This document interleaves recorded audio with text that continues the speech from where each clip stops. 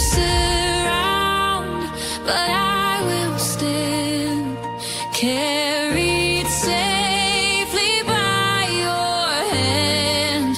Though the earth may shake below, still your promise holds. I know no fear in the fire. You are here. Every shadow disappears. No fear in the fire. I remain in your love. I stand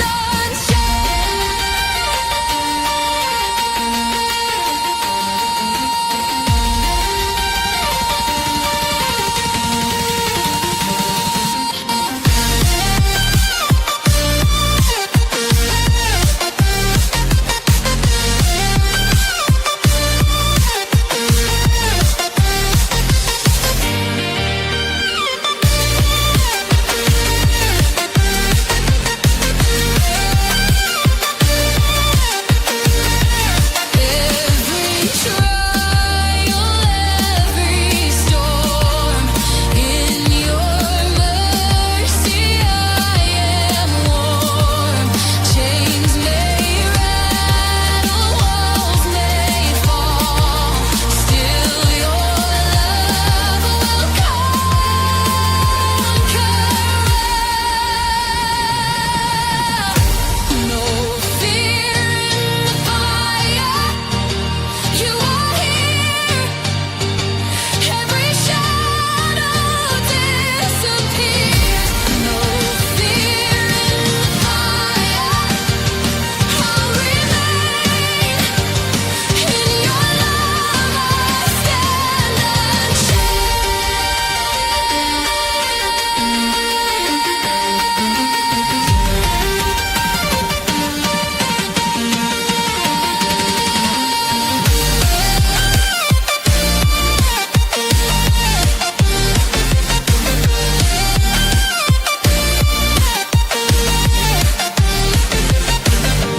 through the flames, your glory shines, ever faithful over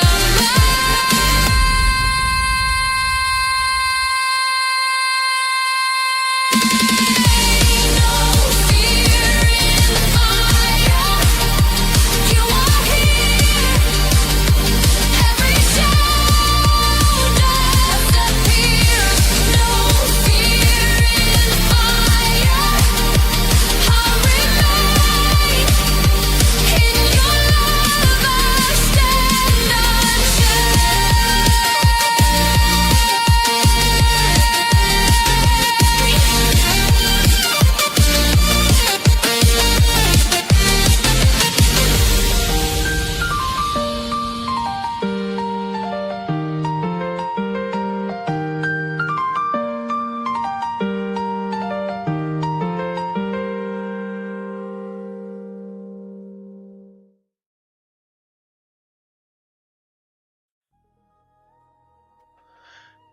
Hello, everybody. Good evening. I hope you're doing well. What's today? Is it Monday? It's Monday. It's Monday evening. I hope you're doing well. Tomorrow's Veterans Day. Thank you for your service, all the veterans out there. We do appreciate you. Look, everybody. Savage Saint Smug. All right, everybody. Hope you're doing well, and I hope everybody had a fantabulous weekend. Whew. Sorry, been a little busy.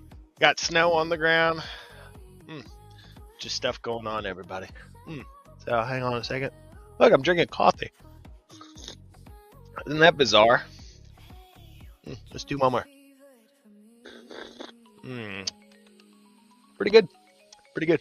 Remember, guys, you can get your Savage Saints mugs on our website. Little donation to the Zeffy. Can have custom stuff to it. Look, there's Lion. There's the rabbit and the Savage Saints. This is just my little test mug, but you know, you can get yours. We got soap. So I hope what was that? Sansa. What was that? Did you hear that? Mitzi, what was that? Come here. Come here. Hop up. Oh, are you gonna hop up? Oh, okay. Here she is. All right, everybody. Let's see. How's everybody doing in the chat this evening? I hope y'all are doing well. Okay. Let's get everything settled. I heard a little rock. I did. I'm hearing something in the background there. What is that, guy?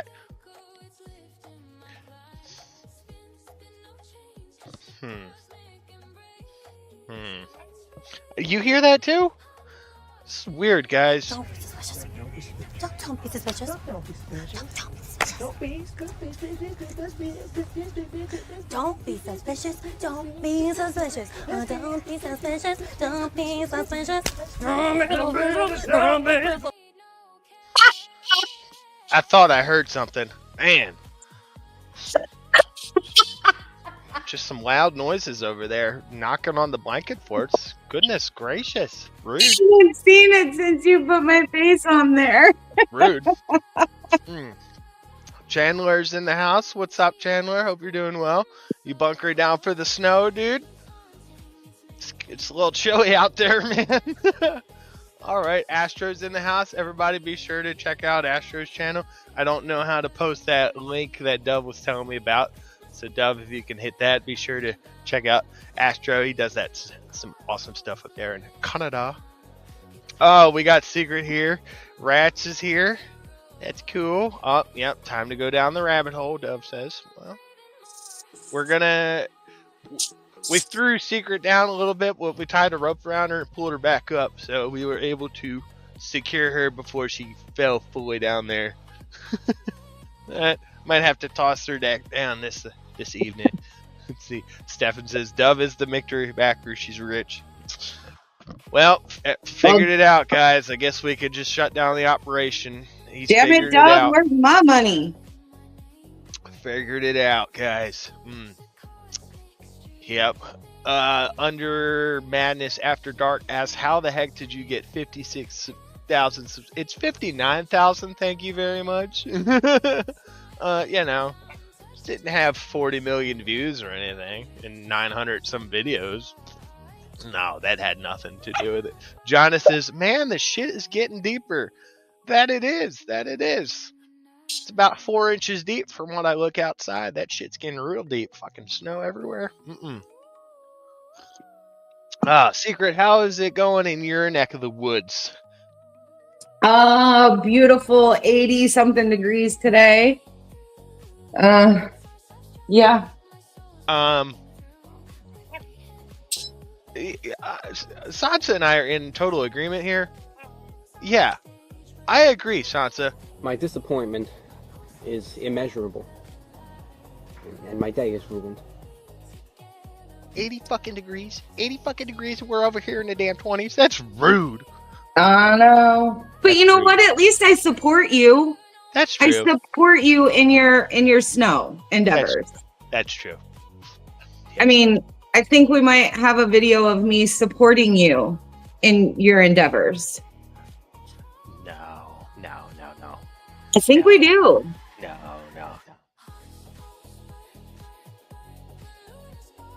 I think you're wrong. Oh! Mitzi, do you have something to say? Do you have something to say about this? Mitzi says, I have a fast car. Mitzi, do you hear? There's sunshines? There's a bag of sunshines going on. No, mommy, you got a fast car? All right. As you can see, everybody, we got a co-pilot this evening. Okay. I hear Mama too. Hold on, guys. Lion's speaking to us. My God, I'm hallucinating. I see little balls of sunshine in a bag. Yeah, see, that's a happy girl. You see her licking her tongue? oh, goodness gracious. Oh, good. We got a co-pilot here, everybody. She's taking over the show. Is that what you wanted? It is? Oh. I love those Balls of sunshine. Oh my goodness, the girls are in agreement, right? Right? Okay. Oh my goodness. Sorry, everybody. We got the yipping and the yapping here. Come here. Why don't you come up and say hi since you want to talk from the gallery? Oh. Oh. No, none of that. All right, there you go. Now you're up here. Say hi to everybody. No? What? Oh, what do you mean? What do you mean? No. So she just made a big fuss about coming up here, and then when I said that, she just said no? Oh my goodness, guys. She's still pissed off that you didn't let her lay outside in the snow all day. I think so. All right, everybody. So, Rhett says, my part of Florida is getting a freeze warning tonight. Not just a freeze warning, but a hard freeze warning. Yeah, everybody, be sure you check on your neighbors, check on the dogs and all that, especially in those areas where you're not used to the freezes, because, you know, things get a little dicey. Pipes, all that crap. Did you say dicey or spicy? I said dicey, but my coffee is a little bit of spicy, and I'm wondering. Why is it spicy? I'm very, very curious. Astra, I slipped on the snow earlier, and I know I'm gonna feel. Oh yeah, dude. No, yeah. I would say get an ice pack on it, but just go sit outside. yeah, I was green. Thank you. Maybe freezing temps already. Yeah. Y'all can have the snow back. I don't want it. It's a good about 3 inches or so, just where I'm at right now, and temps are dropped. It was like 20 some degrees all day today, and it's just steady coming in. 7 Saints. 9-1. Rabbit. All right, guys. So we're gonna do some. Oh, there's Giggles. Sorry, guys. I'm slowly catching up on the chat here. Giggles, I hope you're doing well. Yep. I have to turn off the water, drain the pipes. Yep. There's Walrus. Hi, Walrus. Oh, everybody's in here. Oh, Dove is jumping around. Yeah, Rats, I got 2 of the streams running. It's a habit now. I'm kidding. Dove's going around looking for you. Okay, everybody. So we're doing some... We're going to talk about aliens again tonight. So we'll put our banner up. Even though it's not really our theory or an opiniones. It's just what we're being provided with at this point. So, for those of you who didn't watch our prior episode, we did a little bit, like we just stuck our feet down into the rabbit hole a little bit, and about the alien situation, because there was, and still is, a comet circulating around, well, Allegedly! We don't know exactly what it is.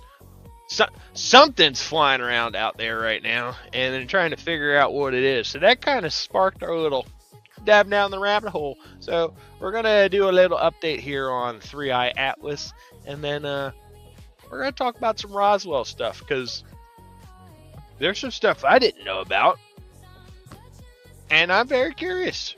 So I'm going to have a little education lesson tonight, and let's talk about it. What do you guys think? So before we go any further, how is the audio, everybody? Does it sound good? Secret, is it good on your end with the background music? All right, background music sounds good for her. What about you guys in the chat? Give me a 27,677 if everything's good. That's a big number. 27,677? Yeah. I remembered it. I'm surprised I remembered it, but I did. Yes, have a wonderful evening. Yeah, all right, we got one. That's perfect. That's all we need. That's all we needed. Okay, so we are going to go on, because, you know, I got my funky headset here. Yeah, go ahead, everybody. Make fun of me for it. Make fun of me for it. Sorry, this is a $350 headset when it was new. And now it's probably worth $20. So, they have some questions about this. Now, this is all speculation right now. Everyone's trying to figure out what the heck's going on with this thing that's flying around. No one knows. So let's see what the latest update is. Now, this Because was it's not a comet, right? Because it doesn't have the trail or something like the that normal trail that we typically see. Now, on a mind you comet. guys, Okay. I'm not like an astrophysicist and all that shit, but grain of salt. But normal comets, we see a tail, especially when they go around a sun or some sort of object like that. So it's shedding more of the material. So it should be getting more and more out. So we didn't see that. Plus, what they observed was the temperature. It got hotter and hotter, and it got bluer. The color grew bluer, which was just peculiar. Now, this is space. We don't know anything about space, really. Just what we know. There's a lot of science that we're not privy to. So, my brother's keeper. Oh my God, my brother's keeper is typing big stuff here. It drew my eyes. It was just like, you know what it was like, Secret? It was just like one of them. This is the bird's favorite hole. Under no circumstances are you permitted to. Squirrel! I think I can tone this one for everybody. Do it. What? Rabbit is online? But that jackass last night said he was going to be in trouble today. Freaking idiots never get shit right. Hello, y'all. That was beautiful. I don't know what you're referring to, my brother's keeper. I'm just here, ready to go, talk about some aliens and stuff. Yes, Rat's got it correct. Astro says, if I speak, I'll be the lame one in this topic, because I'll just say it's... No, Astro, No? welcome. No, no. You're not alone, bro. That's why we're here, is because I am getting educated. I dipped my first big toe into that little pool and got pulled out real quick before I fell in. And so now I've got my life vest and I'm ready. Yep. And we got her tied off to a 32-inch diameter oak tree that didn't fall over in the hurricane. So at least she'll be good for now. Alright. So we don't know what this thing is. Yep, exactly, Dove. We don't even know what's in the deepest part of this. Dude, there could be some of these freaking alien bases in the ocean. We don't know. That movie Battleship is actually starting to make a little bit of sense now. Interesting. Interesting. Oh, we need an interesting meme. Oh, hold on. Let me put that on my list. We gotta write that down. Wait, let me get my notebook. My trusty notebook. All right, hey guys. So there's an ongoing thing here in the chat. Oh, and just for shits and giggles, I'm gonna do a one goal for any type of super chat, just because we're that cool. Not super specific. Any type of thing. But we have an ongoing thing here, guys. One super chat, any, all the colors, bam, 3 hours. Booyah! Then if you guys have any ideas for memes or cutscenes or stuff, just like toss them in the chat. We'll throw them in the notes, because it'd be pretty cool. So we need... That's interesting. I just wrote it down. Alright, I'm writing it down too. Writing it down too. Excuse me, guys. Alright. MBK, we are not asking for anyone to take sides. There's no sides need. to be taken. We're rolling There's right no down the need. same road. I was in generally specifics chat today, so no one should be taking sides. The only side we should all be taking is the one against Chris Ryder. So other than that, there shouldn't be any sides. We should all be one big team. He's so gay. Why are you gay? Who says I'm gay? You are gay. Just a reminder, guys, if you didn't know. Alright, so let's check up on this thingy thing. Turning now to a mystery in space we've been following since it first appeared in our skies 3 months ago. We are talking about that interstellar object known as 3I Atlas.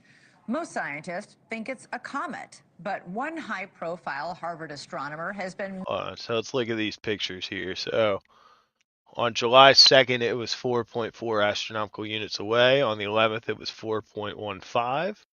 On the 31st, it was 3.49. On August 13th, it was, wow. So, I mean, it's decent speed. Like, it's booking it. making the case on this show and other places that its anomalous behavior and characteristics suggest that it might be alien technology of one kind or another, perhaps a probe.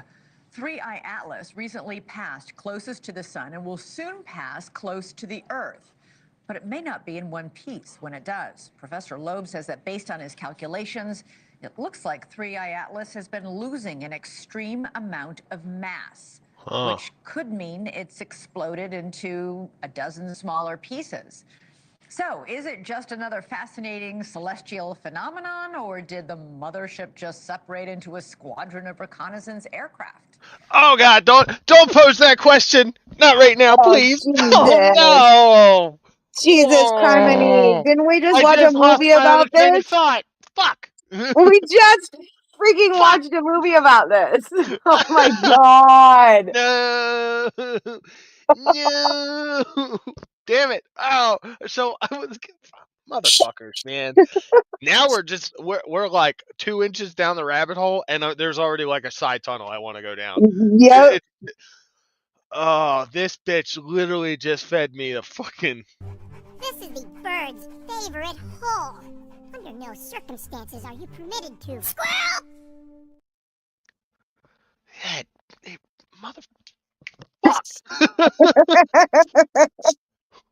What I was going to say before she brought up that amazing fucking question is it would be amazing if we had, just, I don't know what the right semantical term would be, but some sort of vessel that we could use in the, my whole space terminology is gibbing right now.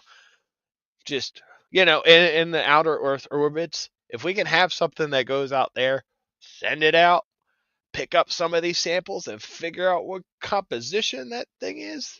But nope, she wants to say, oh no, it could have broken off into different pieces of the mother. Bro! They're coming back. Her little worker bees were just sent to. Ugh. They answered the distress signal. They're back. Harvard professor Avi Loeb joins us now. That question was only slightly. Dove asks, what movie? So, we watched Independence Day Resurgence. And coincidentally, guys, if you watched Hollywood, watched 30 years ago, 40 years ago, 40, 30, 20, 10 years ago, watch the progression in the alien technology and what's being released to the public. I mean, they're slowly feeding all this shit to us. So when the time comes, when they come here and we're like, what? So instead of being scared, we'll be like, yo, what's up? Let's chill. What up? Shaka bra. And then, Calgon, take me away. Oh. You forgot to pull up that one, didn't you?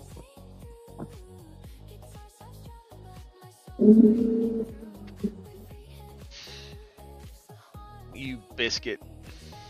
I completely forgot about that one. It's okay.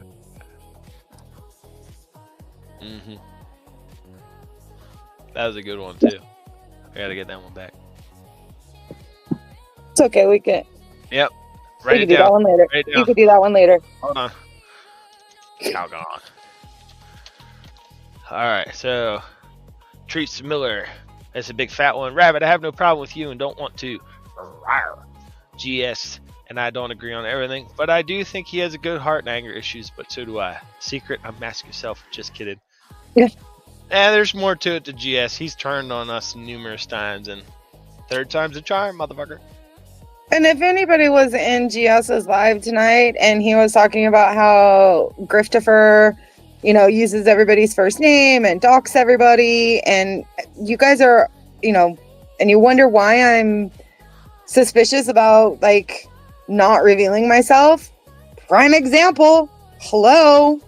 Right. Rats. I am headed to bed. Yeah, we're gonna try and do an earlier one.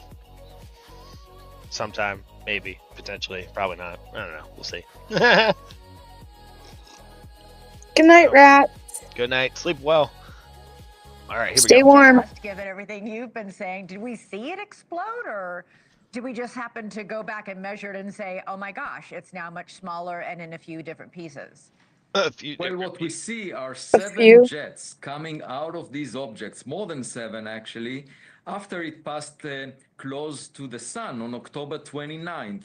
And we can see that some of these jets are pointed towards the sun, and they penetrate over 1 million kilometers through the solar wind.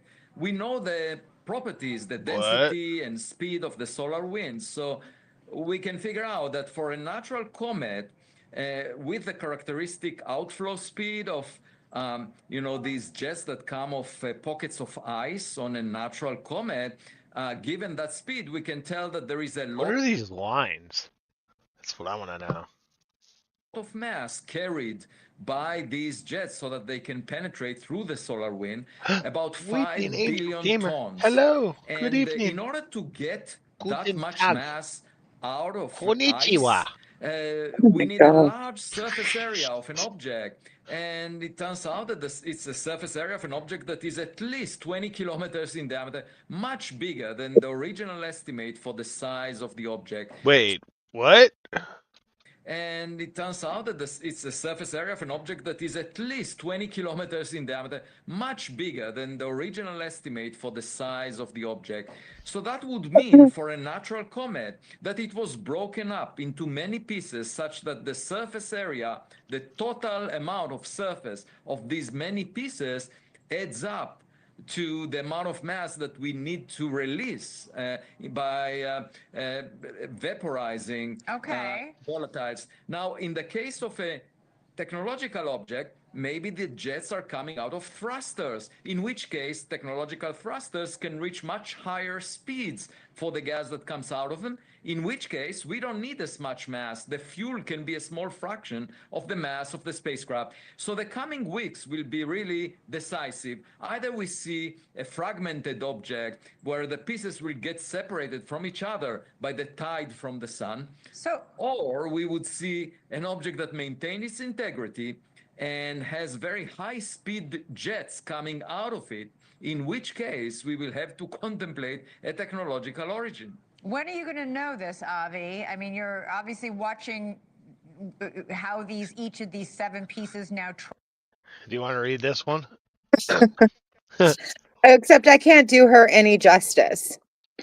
So I'll do it the way that I've heard her speak. Someone told me that you were supposed to be in jail today. Guess they were wrong.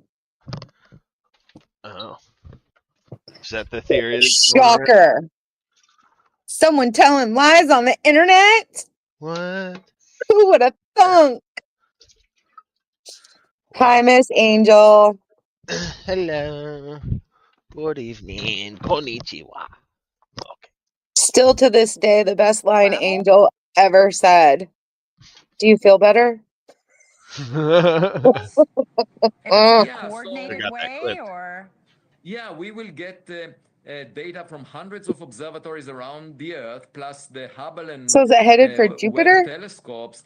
In the coming weeks, Looks like by it. the So it middle passed of by Mars. December, it will get closest to Earth on December 19th. And by then, It's I gonna go hope we past will know Jupiter. the nature of the object, because if it's natural and it disintegrated, we would So know it's not what it was coming made to of. us? We would see the pieces. Damn it. However, if it maintains its integrity and we see high-speed jets coming out of it, we can measure the speed, we can measure the mass flux. We will know that it's something unusual. So I would hope Karma's helper just sent me something to meme. Let's figure this out together. Uh-oh. Hold on. Let's pull it up. Let's see here. Yes. Oh, you didn't know. Oh, that's right. Dove, I forgot that I am Angel. That's right. That's right.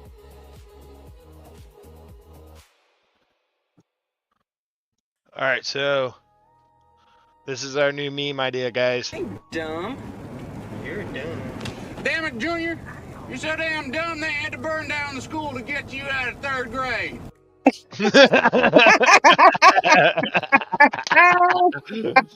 All right, let's figure out the characters on this one, guys. Dumb. So we got 2 in the back seat, and then we got dude who turned around at least. Who's That's gonna be? Pacey. Who's that? Pacey. I want to be Pacey. Okay. No, I don't want to be Pacey. Somebody's gonna have to take this. Someone's gonna be the driver. Come on, guys, speak up. You got 2 fucking opportunities here for quick memes. And then we got the main characters in the back seat. I dumb. You're dumb. Damn it, Junior. You're so damn dumb they had to burn down the school to get you out of 3rd grade. That's good. That's good. So we got the guy in the hat looks like broken sister, broken trust. All right. So we got two offers for drivers here, so we can do Teresa and Jonathan up front, chauffeuring. Who's gonna be the Riri? So we put Tiff in the neck brace and make Ryder. Should we do this? And when it cuts to the front, should we try and make this like a partition so that Teresa and Jonathan are driving like a cop car? I can try. I don't know how well it will go. So one more time, we'll play it one more time for you guys. I dumb. You're dumb. Damn it, Junior. You're so damn dumb they had to burn down the school to get you out of 3rd grade. So it's either BSBT or Tiffany for the neck brace guy. Well, who are we putting as the dumb person? Is that Chris? Is that Grift?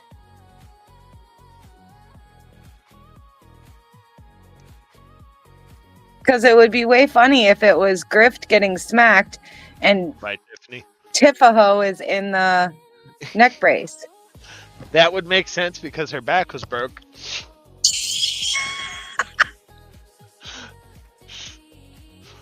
I could do just to, hold on, is there one?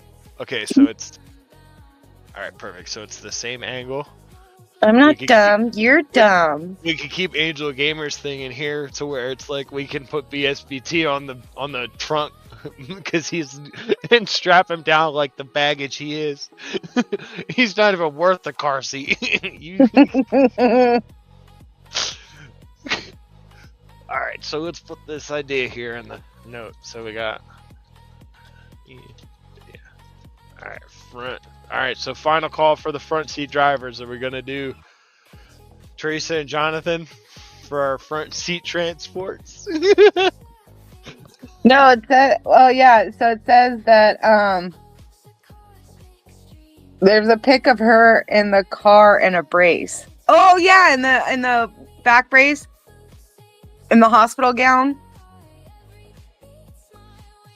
Find it. Somebody find it. Find that shit right now. Find that. I think I've seen it. Oh god.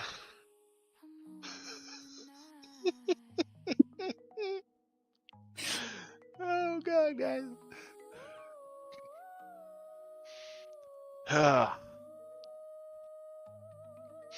Remember, guys, if you're members to the channel, you'll have access to this shit behind the scenes.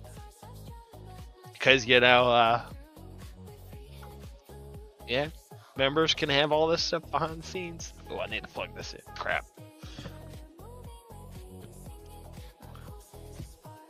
Right. Oh goodness. All right. So we got our drivers. So we've got Teresa and Jonathan in the front seat, and Tiff and Griftifer in the back. And then BSBT on the trunk lid. because he's not worth putting inside. All right, guys, we got fantastic. Well done, everybody. Well done. Stay tuned for tomorrow's episode. You will see that meme come to fruition. What is that? Yeah. Let's go. You got a fast car. I want to get anywhere. Any place is better. Come on! I messed up the words anyway. Damn it! Why you gotta interrupt me while I'm singing? Skirt, skirt. Look, I'm just trying to be your best hype. Like hyping, from the back. Skirt, skirt. I appreciate it though. I really do. Okay. Hope that by the holidays we would definitely know what the nature of this object is, and that would be a nice gift for all of us. Yes, would. So it's December 19th is when we're gonna get our next real big update, hopefully. We're being invaded by aliens. And they laugh about it. The nature of this object is, and that would be a nice gift for all of us. Yeah, Merry Christmas. We're being invaded by aliens. Oh! Ew! Dude! What the fuck? Fuck it, bitch! Second time she's gotta say some shit. She's desensitizing you. She knows what's up. Would be nice to have a definitive Elizabeth answer. Vargas, man. Okay. Avi, on December 19th, you're booked on this show to I will be reveal glad all. Yeah, whatever it is, it's a blind date, and whatever. All right. So Astro says if it's aliens, it could be friendly. Why That's do what I people keep assume saying. They assume it's bad aliens because of the fucking Hollywood and all that stuff, because of like stupid scene. Oh man. Oh. I need to make more memes from these movies because I can't I got to remove a lot of stuff so I don't get hit with copyright. Well, I'm gonna do some of these alien scenes where they're just in the spaceship. Dude, yeah, they're trying to paint the narrative, Astro, and I love that you said this. Thank you so much, my friend. They're trying to make this narrative to the human civilization that aliens are bad. We need to be. Right? Because it just funds the whole military-industrial complex. That keeps them perpetuating the cycle. Dude, if they were hostile, they would have wiped us out over 80, 90 years ago. What if we are the aliens and we came from inside? This motherfucker! Oh my god! Come on, man! Angel! I mean, then that would make sense. Holy Jesus. What is that? What the f*** is that? Man, we're just fucking rolling down that shit, guys. Yeah, because it would make sense. Because it's like, sometimes what the fuck is the purpose of life? Really? So, is it a test to see how well we do here? It's gotta be. And then if we make it, and if we make it, then we're out of here.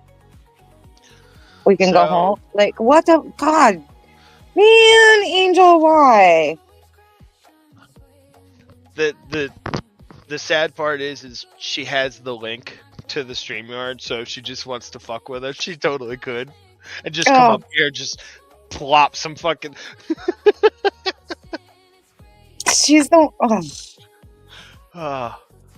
Is a probe any different than it? Oh, come on, guys. Need to do like a rabbit head explode. I'm sorry, I just hallucinated. What? What? What? What? I need to make my meme a tinfoil hat because of my head. What? What? So, Molly Now trying to we're going phone to home. get into a quick little, like, this was some shit that I didn't know that was going on because I was not paying attention. But apparently there was a whole congressional hearing a couple months ago. This is one little snippet about this shit. And the title is "A Hellfire Missile Smacks quote UFO and Bounces Right Off." All right, I'm just gonna play this shit. I'm not jumped to the conclusion that I believe that there are, aliens coming from another planet. But I'm open to that. And I think that it's our responsibility, especially when we're seeing that we have a government that is actively blocking information from us. Just last night, I tried to get an amendment onto the National Defense Authorization Act that fit in the germaneness of that bill to have. He said germane. We haven't heard that in a while, guys. Are you germane? Oh, it's been a while since we've heard that, guys. Word of the day. Have UAP disclosure, and conveniently it was named non-germane, mostly deemed by staff, not even an elected official. This is the kind of stuff that we repeatedly see. Last year, we were blocked by someone in House administration from being able to receive a full briefing from Arrow. So not an elected official, but someone in staff blocked us. And I've had it. Enough is enough. I want to cue up a video that I've been given. And as before it starts, I'm going to describe. This was taken October 30th of 2024. This video is of an MQ-9 drone tracking an orb, or this object, off the coast of Yemen. You'll see that another MQ-9 launched a Hellfire missile. That you cannot see that drone, and so I'm not going to explain it to you. You'll see exactly what it does. So before we watch this, MQ-9, it was a Reaper, right? Yeah, Reaper. So I'm gonna show you guys what type of drone we're talking about. Oh, get out of here with your damn. All right, so the typical Reaper. It's kind of like the standard that they use now. No. Most of them are armed. And here we go. Testing. I don't need this crap. Design. Alright, here we go. Oh, coincidentally, most of the Reapers and Predators are at Creech Air Force Base in Nevada, which is Area 51, more or less. Right, so that's where most of them are stationed out of, guys. So here's a photo of it. It's carrying Hellfires. So this is the missile that was shot. So just to give you guys, if you're not, most of you know, but if you're not aware of what they're talking about, this is what's tracking this UFO. Read some of this chat real quick. Who said a probe had to be large? I mean, both are used to gather information, so why can't a probe be the same size? That's true. That's Very true. Very true. How about they release the file? No. No. Oh. Not allowed. Yeah. Not allowed. Come on. What's wrong with you?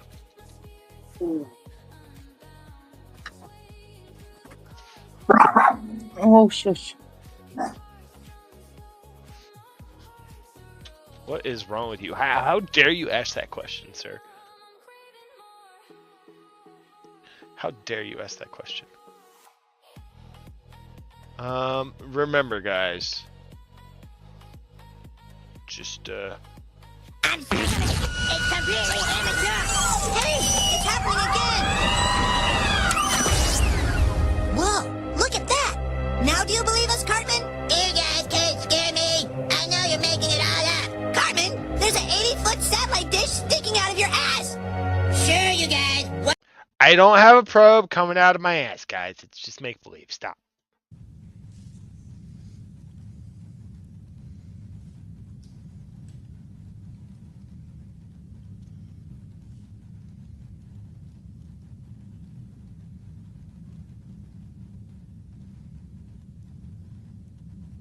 So the missile will come in. Here it is. Boom. What? Look at that What shit. in the holy fuck was that? Just watch What? this. Let's just watch, guys. What the hell? Oh. I can't. Oh man! I can't. Oh man!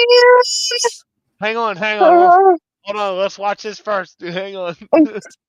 Look, here it comes, and then, bam! It just the fuck. So something went left, and then what continued on? The Like, missile continued on, just like it hit so it. it hit it off course, but didn't explode it. No, it just Bounced right off like a ping pong. Bing! yeah. And then look, the whatever it is, it just keeps going. It just keeps going. Yeah, look, just no big deal. This is So, when you haha, zoom sucker. out. Yeah, it's You just can still tumbling see now. it traveling. What the fuck? Look, and it's over the fucking ocean. So, Mr. Knapp, What? Huh? Oh god, what the fuck is this? Hi, Oh, Miss bruh. Angel. All right, are we gonna segue on this shit? Yeah. Oh god, guys. I don't know. Look, I just tuned in, so I don't know what your topic like. Super. I mean, the topic overall was Roswell, but this fucking who cares? Let's just. I mean, the new study shows that the extinction of dinosaurs was not caused by any natural disaster. That could be a next topic, guys. Wasn't it like extinct by like a meteor or something? Quote. Oh, I use that oh, word this- lightly. Yeah, but this says Ooh. that it may have been wiped out by an advanced extraterrestrial civilization and not a natural disaster.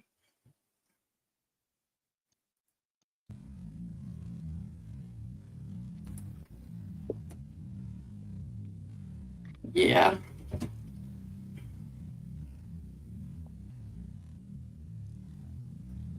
Oh yeah, look, guys. Secret and AG are the same person. How are they both? It's clearly AI voice modulation. You know what? Guys. I am the internet's newest David Copperfield. Wait, who said that we're the same person? Everybody says we're the same person. Oh, I haven't heard that. Yeah, I am you. I'm Jeep Girl. I'm Alicia, by the way. I don't know who Alicia is. I'm Amber. Oh, I had heard that you were Amber. Somebody told me you were Amber. But... Yep. Whoa. What the? God. Oh. It does this when I go super slow. Yeah, and then I was you. Oh, I was Izzy. Some girl named Izzy. Oh yeah, I've been blamed for being that too. Yep.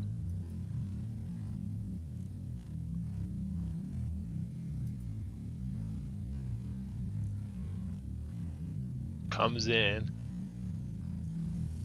Boom. Bounces right off. Yeah, Is it's this just a like Roswell thing, or No, this is from October of last year. oh, okay. Yeah. This was at a Congress hearing. Oh. So tonight was supposed to start the so last week we did a stream on this, and somehow we ended up getting into a rabbit hole of aliens, and I was like, I don't even know the story. I don't know I don't even know the story of Area You were in a 51 or rabbit hole? I Roswell. thought you weren't his girlfriend. What's that? I said you were in a rabbit hole. I thought you weren't his girlfriend. Hey. I'm the fat. Oh, that's right. I'm the Fet Life girlfriend. Yeah. That's right. Yeah. Come on, get it fucking right. I forgot. Sorry. I have just, I got to keep all these personalities in check. They overwhelm me. I don't know which one I'm supposed to be. Right? No. But so tonight we were supposed to do Roswell, like starting from the beginning. We are. And this was our intro. He found this today while he was setting up. He's like, holy shit. like this is perfect to give people an idea of what the fuck we're talking about here. Our technology, their technology. Our shit just bounces the fuck off.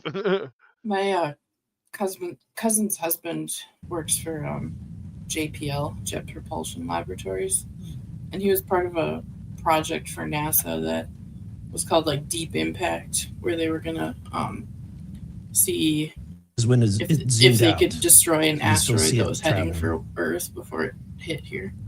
So that was pretty cool. Look at that. It's rolling. That can't be no So, weather balloon. Mr. Knapp, do you have you heard about, events like this occurring? Wow. And what All right. That's all we get for that. We don't need to go through this whole thing because I just wanted to show you guys this craft, what we're talking about here. So, for one of these things to crash, I mean, come on. Our technology can't even hit it. Well, it can, but obviously it just bounces right off. Boink.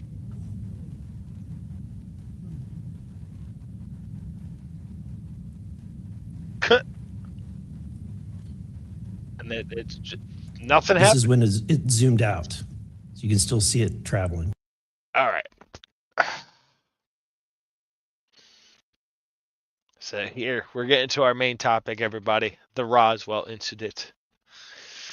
We're just going to dive right in because I'm not going to give you a spiel because it'll probably be wrong. So we're going to let this give us the little synopsis of what we're talking about.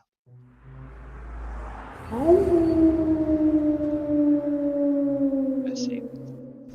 Roswell is a small, quiet town in New Mexico that would be thrust into the public consciousness in July of 1947. In the build-up to July, the state had been suffering from intense summer storms, and on the 1st of that month, one of the worst lightning storms was raging across the state. At the same time, an airfield not far from Roswell had been tracking something odd on their It says Walker Air Force Base. So for those of you who can't see it. radar systems that to their knowledge shouldn't have been there. Once this news had been shared, other important facilities also began to confirm that it appeared as though something was present, and now whatever this thing was being tracked by multiple sources. Not only this, but a building inspector later reported seeing something unusual over White Sands. Descriptions given were that it was moving incredibly fast, much faster than we're familiar with, and secondly, it would disappear from their monitoring systems only to reappear again after a few moments. Control room operators were stumped, and as word got out, it was realised that it wasn't the only odd thing to have happened in the immediate time frame. About a week prior to this incident, on the 24th of June 1947, Kenneth Arnold was flying a small aircraft over Mineral in Washington. He was travelling to Yakima, but he'd heard about a missing US Marine Corps plane and wanted to see if he could spot it before properly travelling to his destination. Once he got near Mount Rainier though, he reported seeing something very unusual. He said I'm sorry, that he saw called it some what? flashes of though he were properly travelling to his destination. Once he got near Mount Rainier though, he reported seeing something very unusual. He said that he saw Mount Rainier.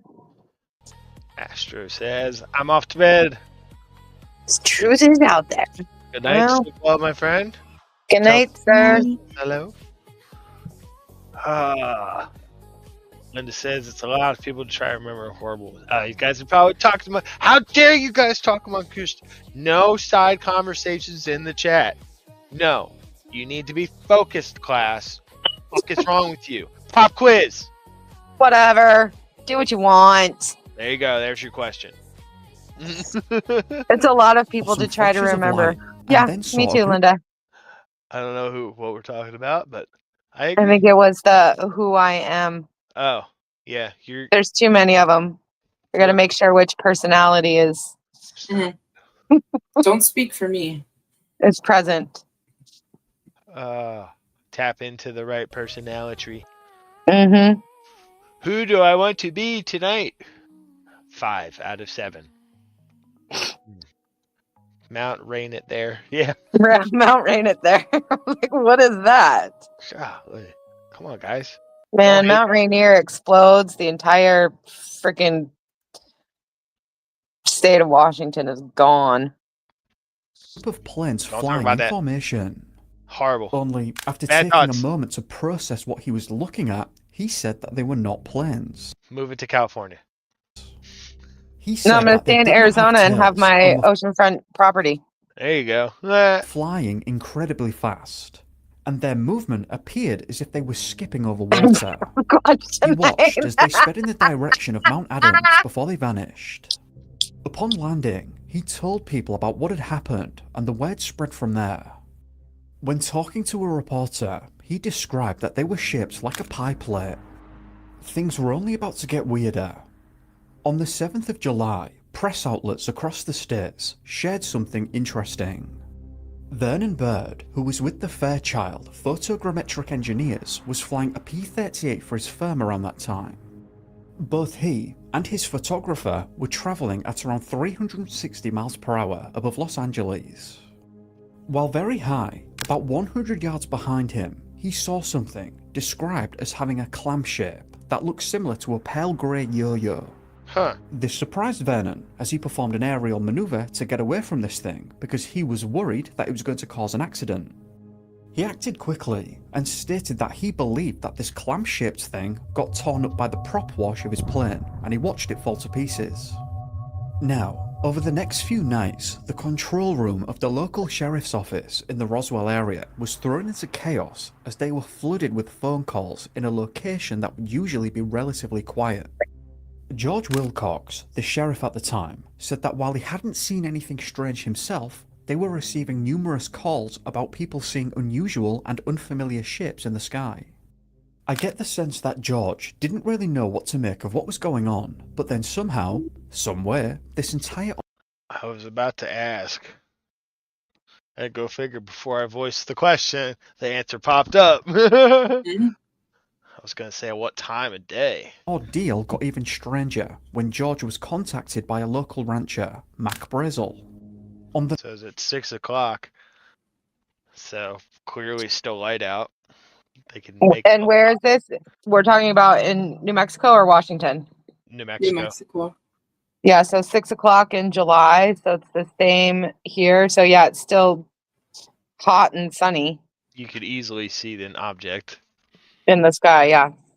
night in Probably not even a cloud was in the sky. Hold on. said there had been a tremendous thunderstorm, and apparently Mac, among others, thought that they'd heard something that stood out amongst the thunder. Something that didn't quite fit.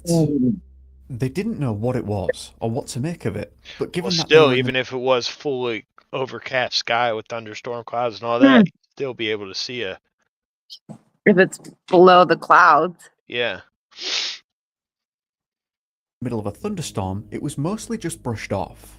Monsoon At the same season. time, approximately 11:30 p.m., whatever it was that had initially been found on the radar was now missing. The following day, Mac was... says the object, more likely the blip, blossomed into a sunburst and then disappeared from the screen at about 11:20 p.m. Because there were 3 sites tracking the object, the Army technicians were able to plot within vague parameters the location of the crash or the landing. What do we call that, chat? Triangulation. was out on horseback, tending to his ranch and moving sheep from one field into another. Mac and his family had made a great friendship with one of the neighbouring families, and he was accompanied by their son, Timothy Proctor. As they rode across the ranch, they discovered debris on his property. At the time, Mac said that it appeared as though something had struck right at that location, though he had no idea where the rest of it, whatever it was. He didn't think too much of it right away, as he and Timothy were busy, though he did think that the material looked odd somehow, so he collected a couple of the pieces and later took them home. That evening, he also showed them to the Proctors, Floyd and Loretta, Timothy's parents, and he told them that he could not burn nor cut the metal at all despite how thin it was. He also supposedly revealed to them that other parts of it would return to the original shape once crumpled in his hand. Not What? long after this meeting with the proctor, Wait, what? What? Yo. of the pieces and later took them home. What the That fuck? evening, he also showed them to the proctors, Floyd and Loretta, Timothy's parents, and he told them that he could not burn nor cut the metal at all despite how thin it was. He also supposedly revealed to them that other parts of it would return to the original shape once crumpled in his hand. Not long after this meeting with the proctors, he also showed his brother-in-law the find. This He said he hadn't heard of the flying discs at the time, but several days later his brother-in-law Hollis told him Of the disc reports and suggested it might be one. conversation led Mac to drive 75 miles, where he would walk into George's office where he asked to speak with him privately. George obliged, and Mac shared his story, which after a while was relayed to the press. He said, I was a little bit ashamed to mention it because I didn't know what it was. Asked the sheriff to keep it kind of quiet. He added with a chuckle, I thought folks would kid me about it. Or at least parts of it. Wait, pause. It seems. What is Angel putting in that chat? Making us. It's about Area 52. Says what? You've heard of Area 51, right? Yeah. There's an Area 52. Now that. Dude, there's dozens of them. Oh my god. Remember when I pulled up the map? There's dozens. They're all connected by underground tunnels too. That's the best part about it. Mm-hmm. And one of those tunnels goes under the Denver airport. Mm-hmm. One of them allegedly goes, oh, wait a minute. No, I didn't. Michael. You did. Michael, now! Allegedly. What? One of them goes to DC as well. What? There's a portal to get to the Area 52 also. Mm-hmm. Oh yeah, dude. We're just getting started. Oh my god, my head. Was particularly concerned about being ridiculed. Brazel said he didn't know what it was. He described as consisting of large numbers of pieces of paper covered with a foil-like substance and pieced together with small sticks, much like a kite. Scattered with the materials over an area about 200 yards across were pieces of grey rubber. All the pieces were small. At first, I thought it was a kite. He put it together like any kite I ever saw. While riding the range on his ranch, 30 miles southwest of Corona, New Mexico, on June 14, he sighted some shiny objects. He picked up a piece of this stuff and took it to the ranch house 7 miles away. On July 4, he returned to the site with his wife and 2 of his children, Vernon, 8, and Bessie, 14. They gathered all the pieces they could find. The largest was about 3 feet across. Brazel said that he hadn't heard of these flying yo-yos or pie plate shapes at the time, but several days later his brother-in-law told him about them and wondered if it might be part of one. Mac wanted to talk. What the fuck? And this was in 1947? Shit. I better, Hollis, you lost your goddamn mind, boy. To George about this privately, because firstly, he didn't know what he was looking at, and secondly, he thought that he'd be the town laughingstock if he spoke about this publicly. Right? He would be in an promised to keep this to insane himself, asylum. but Yeah, for real, they'd snag that motherfucker up like, bro. He would have those silly probes in his brain. You go right to that padded cell, bitch. Whoa, dude. Your head hurts. Oh my gosh. The material that crumples up and goes back to normal, that's kind of insane. Be very helpful. Why can't our cars be made out of that? Then get back up. There's so many applications that could be to used. relay the information Or to the be nearby made out of airfield. that one that the drone was following and everything just bounced off. Bing. Well, that could be if. So if a car ran into Yeah, that you, could've it been just like a bounced force off. field. But if that was the force field or a shield, then why was there was like objects that were falling? I don't know. Weird, unless those were part of the missile. I don't know. So many questions. Stop Major it. Jesse A. Marcel and a man in civilian clothes turned up to Mac's ranch house and they took the material from him and brought it to the airfield. In an absolutely wild turn, after spending some time with the material. So the debris field is in between Corona and Roswell. Damn. In the middle of fucking nowhere. The forces then seem to have reason enough to organise a more thorough search of the ranch and the larger area in question with the objective of finding more. Well, so remember it crashed, so the technology isn't very good. Well, he said there was a lightning storm, right? Something like that? Any kind of geomagnetic storm might have affected flight. That too. So if there was nuclear testing that brought them motherfuckers here, and they're not used to our environment, Mother Nature, what Angel said, the geomagnetic storm hits, their stuff gets all wonky. Meow. Plausible. More of it. Apparently, based on the immediate news reports, it seems like they may have found more than they'd bargained for. Major Jesse Marcel, alongside what must have been a larger contingent of personnel, returned to the ranch and conducted a more large-scale search, starting from the initial area where the material had been found. It's not clear if the military had an intent that was beyond the understanding of the public. But why would the military? Yeah. that they Is that had an actual retrieved one of photograph? these so-called discs from the ranch.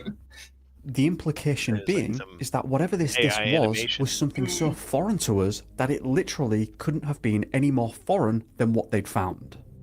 This information was shared by Walter Howe, the public information officer of the airfield, and his message must have been approved by Colonel William Blanchard himself. This seems to have been confirmed further as press outlets began to reach out to cover the story. Officers at the base say that the disc was flown in a super fortress to higher headquarters, undisclosed. The intent To higher headquarters. What the fuck? Dude. Intelligence Office reported that it gained possession of the disc through the cooperation of a Roswell rancher and George Wilson, sheriff at Roswell. The disc landed on a ranch near Roswell sometime last week. Not having telephone facilities, the rancher stored the disc until such time as he was able to contact the Roswell Sheriff's Office. Residents near the ranch on which the disc was found reported seeing a strange blue light several days ago about 3 AM. This was the case for only one day, however. Very soon after the story broke, everything was retracted heavily. General Roger Ramey told Major Marcel to bring the wreckage remains to him in Texas. Shortly thereafter, they disclosed to the public that this was the remnants of a balloon used to monitor the weather. The aluminum foil-like pieces Don't look here. We got weather nothing. What? It's just a drone crash. It's Those just a weather aren't- balloon. It's those just aren't- fucking Griftifer smoking meth. No big deal. Like, don't look over here, guys. The fuck? Here, let's set this up real quick. Take this tinfoil and these helium balloons and make it look like it was the stuff that was found. And then let's redact all of the news reports and everything. Oh yeah, this is just. So the aliens are having a birthday party. Fuck. You're right. I'm sorry. I apologize for being so rude and not accepting that their birthday was on July 8th, 1947. I apologize so much. that had been recovered, according to the newer press reports, were nothing more than this, and they insisted that word having got out about a disc of some sort was a mistake. What's interesting about this is that the article showed before, in regards to what Mac Brazel had said about finding these aluminum pieces and sticks, came after the military had changed its mind. Firstly, it seems to me that it is incredibly odd that in the first instance, the high-ranking, intelligent and trusted personnel would come right out and share that they retrieved something very unusual from that ranch. You would like to think that the people in such a position would know the difference between tinfoil and something truly extraordinary. So why the change of mind? There really can only exist 3 potential answers to this question. And which one of them is strictly true is something practically impossible to determine with the limited information available to us who are That not. they brought it back and actually realized what the fuck they had. And they were like, oh my god. Like, I guarantee, oh my god, I could totally see it in my head. They like brought that shit back to the warehouse. Well, Jim Bob over there doing his stuff on it. He's doing some work. He figures it out. He's hitting it with a hammer. He's, hey boss, this thing goes back to normal. What the fuck? You know, it comes back and they're like, oh my god. Drops the cigar out of his mouth. Hey, Francis, retract on the newspapers immediately. You know, it's like, What get is this shit hush hush. Jim Bob, you're fucking fired. You know, like, dude, I can totally see it. 1947, they get that shit back. You know, because they're doing the normal operations. They put the press release out there and they get back and everything's going normal. And Jim Bob just fucking ruins everything for the world. That moron. He should have just kept his damn fucking Jim Bob. Rude. Not in the know. You'd like to think that the least likely answer was the case put forward that people were genuinely completely mistaken about everything.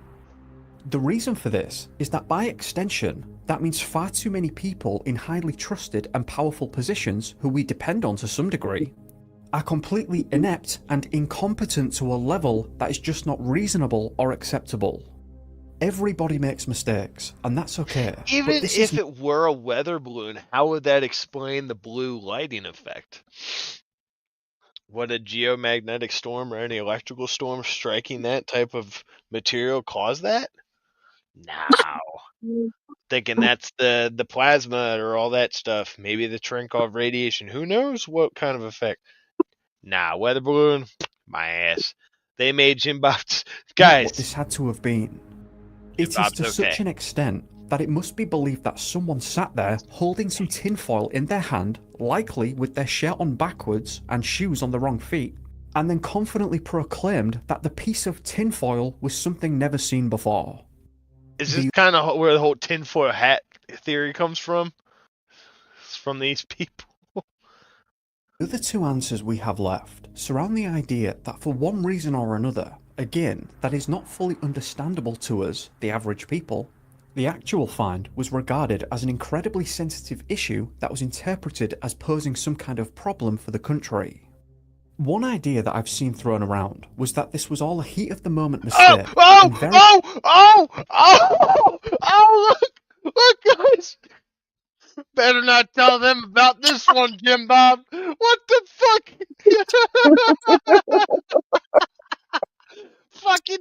I fucking told you guys. Jim Bob, he ruined it. He fucking ruined it. Much bad judgment by the people who decided to explain the story as a disc being found on the ranch.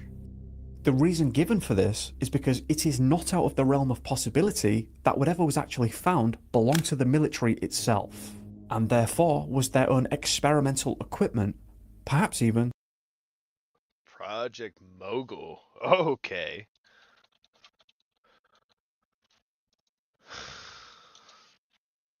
microphones blown on hot. What? I don't want Wikipedia. Ooh, let's do the Lawrence Berkeley. Oh, jeez. Oh my, that's a lot of reading. This is a lot of reading. Is there any pictures? Probably not. Here's the Cliff Notes version. Military wiki, I'll do that. Project Mogul was conceived by Dr. Ewing, who had earlier researched the deep sound channel in the oceans and theorized that a similar sound channel existed in the upper atmosphere. A certain height where the air pressure and temperature result in a minimum speed of sound so that the sound waves would propagate and stay in that channel due to refraction. This project involves arrays of balloons carrying disc microphones and radio transmitters to relay the signals to the ground. One of the requirements of the balloons was that they maintain a relatively constant altitude over a prolonged period of time. Thus, instrumentation had to be developed to maintain such constant altitude, such as pressure sensors controlling the release of ballast. Early Mogul balloons consisted of large clusters of rubber meteorological balloons. However, these were quickly replaced by enormous balloons made of polyethylene plastic, so not aluminum foil. They were more durable, leaked less helium, and were also better at maintaining a constant altitude than early rubber balloons. Project Mogul was the forerunner for the Skyhook program, which started in the late 40s, as well as another espionage program involving overflights and photographic surveillance of the Soviet Union in the early 50s, called Project Moby Dick. Okay. Interesting. Is there any photos? Good photos here. So they're chalking it up to this stuff. Am I getting it right? Yeah. But when did this project start?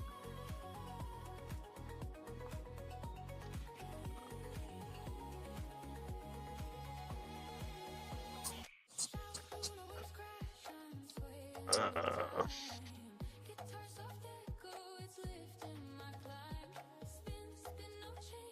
47 to 49.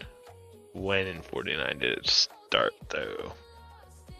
Well, didn't this This happened in land- July 8th of 49. I thought it said 47.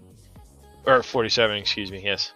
Oh, so that's convenient. A new project started Yeah, I gotta read the... in July 7th. Hold on.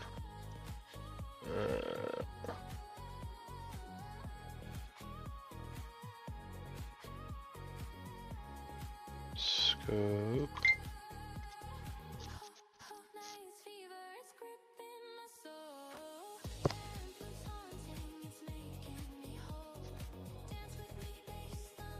So the contract was from 46 to 50.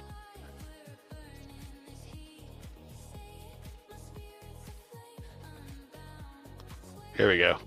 May 28th. Oh, okay. June 7th. That's one.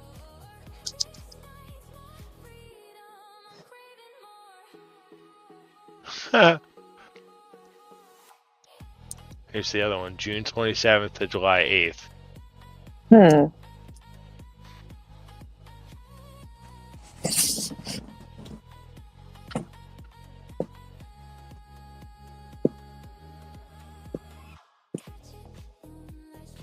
Yeah, they're trying to claim it's this. So they're saying that. Hold on, what are you guys saying in chat here? Yeah. Oh yeah, we'll talk about the Foo Fighters and all that stuff. Don't worry, we'll talk about all that. That's more the World War II Foo Fighters and all that shit. Huh.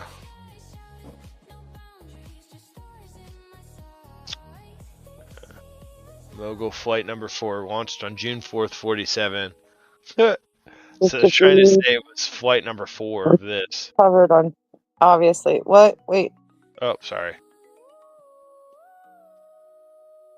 Obviously eliminating any balloons launched in July. Number 2.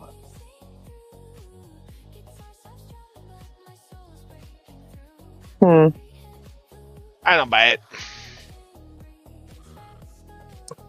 A little suspicious. Don't be suspicious. Don't be suspicious. Don't be suspicious. Don't be suspicious. Don't be suspicious. Don't be suspicious. Don't be suspicious. Don't be suspicious. Some kind of balloon of their own, which had malfunctioned and ended up there. It is plausible enough that they wouldn't have wanted people to know about whatever aircraft they were playing with and developing. Much like and similar If to it was a weather balloon, If it was a balloon, why wouldn't we want to know? Like, big deal. right? The fuck? the later stealth technologies. I was trying to find my If that was not grinder. the case, Like, I then the need weed final for this. answer Did you find it? Yes. Okay, good. Yeah, you're gonna need it for this. is that this had to have been something truly unique, this disc, made by a people whom we know absolutely nothing about. After being recovered, as the airfield spokesman initially suggested, and upon being examined, they had no idea what the origin was. Whatever the fucking Jim Bob. Hey, boss. This ain't ours.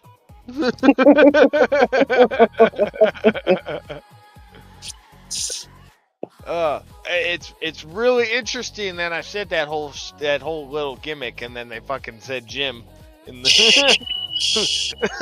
Oh my case God. may be though, if you were to put yourself in the shoes of Mac Brazel, a rancher, enjoying life, wanting to mind your own business, and just trying to get by for yourself and your family, then all of a sudden you have this entire ordeal that somehow you've gotten caught up in. If people in high, well-regarded stations then told you that this was a very consequential matter of high importance, potentially affecting the security of the country, and that you must comply with their demands in regards to not sharing the finer details as to what actually happened, the overwhelming majority of people, I personally believe, would comply with such a serious demand.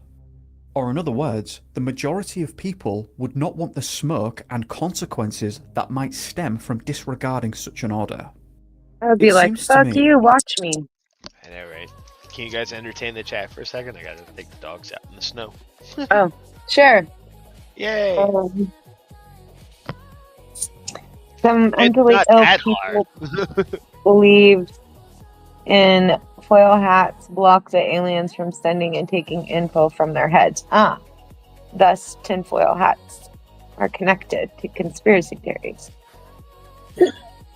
Oh my God, there's so much snow. Fuck. You want to go back further, look up. Oh, we already did that one. I worked on Project Burn Book in the early 2000s. It was pretty fetch. Don't make sense. They don't like that. They love the Foo Fighters. Jim Bob left behind wife and children, but don't worry, the men in black made sure Jim Bob's family forgot all about him. Touche.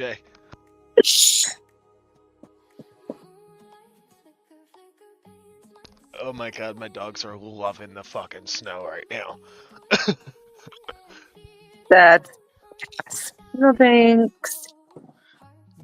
Muggsy's doing like his version of Snow Angels. He's just rolling around. Rolling in it. You Yep. have snow and we don't. And I live in Minnesota. Dude, there's a good 3 or 4 inches on the ground right now.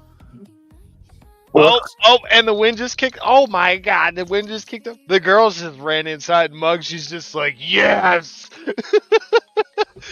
He's staring at us like, you guys are pussies. We're all inside. Like, fuck, Bro. this is amazing. Yeah, it's literally what he's doing. He's all sprawled out like, yes. Oh, this is so funny. This is definitely their environment.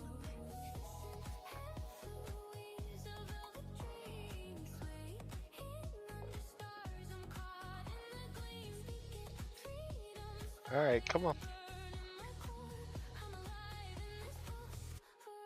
You were brown 2 minutes ago, and now you're white. Come on, please. Just like Michael Jackson. Oh. You set it up. Come on, buddy. Angel just called you Michael Jackson, so hee hee, your ass inside. Shimon. Yeah. Fucking South Park is amazing. No, that's ignorant. No, stop. That's ignorant. It's just ignorant. Come on, Blackie. Play with me. All right. Thanks for waiting, everybody. You know, dogs are priority. Bugsy says you guys are missing. Allegedly. Allegedly. Right. Back to it. That's the Billy Mays episode too, isn't it? Yeah. The Chipotle way. Yep. Yeah. Jamone. Yeah, we're all Allegedly. in purgatory. Billy Mays here for Chipotle. Are you tired of shitting blood every time you eat Chipotle? I'm ruining your underwear. Well, just Chipotle away. All right. That most people would simply accept that those in such high positions know what they're talking about, must have a deep understanding as to why this was not a good idea to share with the rest of the world, and therefore would stop talking about it as requested. That is, if that even happened. Dove says now Muggsy needs a glove. Muggsy's soaking wet now.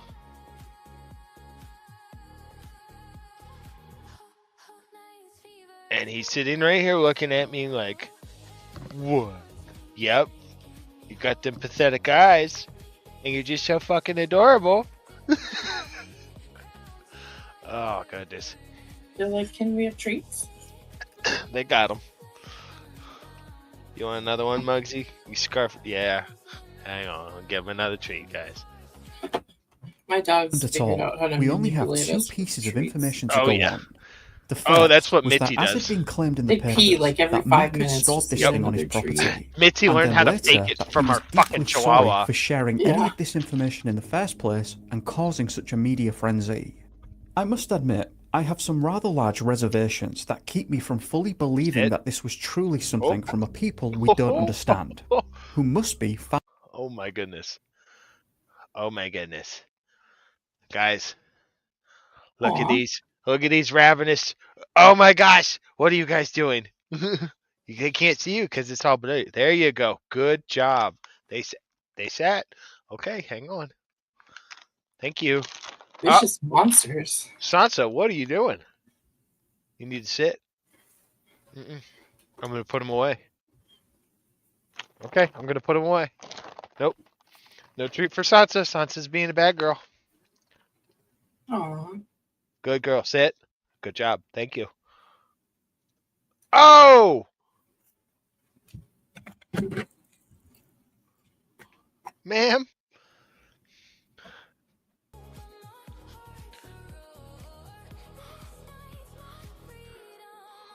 What is your problem today, Sansa? You guys, I'm glad you guys just saw her act like a fool. Touch. Thank you. All right. That was ridiculous, Sansa.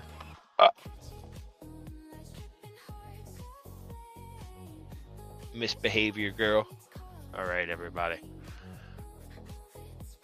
Sansa's being far more advanced bad than we girl. are. It seems highly unimpressive to me that such a sophisticated people managed to travel all the way here somehow, likely using means that we don't, at least publicly, understand yet, only to malfunction over a ranch. If we take it for granted for a moment that this was genuinely the case, then perhaps I am overestimating just how much more advanced than us they would be. How do they even, and I'm not even, Alcubierre is a speculative warp drive. Okay.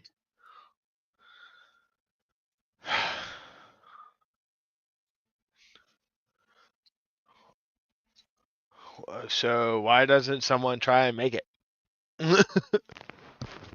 I think they probably are.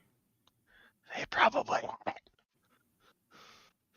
I like how they said speculative. Nah, they got it. They got it. They have all this stuff. That whoever found us and came here aren't millions. We couldn't really see her, so it's your word. Yeah, but you saw the faces hop up here at least. I know it because You I didn't saw. see her do anything bad though. No, at least, but you saw them she's a hop good up girl. here. And I know it because I saw your blurry faces on here, so knowing, yeah, you're lucky. You're lucky they didn't see you. Doesn't matter. Dogs don't lie. Millions of years ahead of us, but rather only hundreds. Well, or hold more. on. Dogs are all angels. This is Fibonacci Mitzi.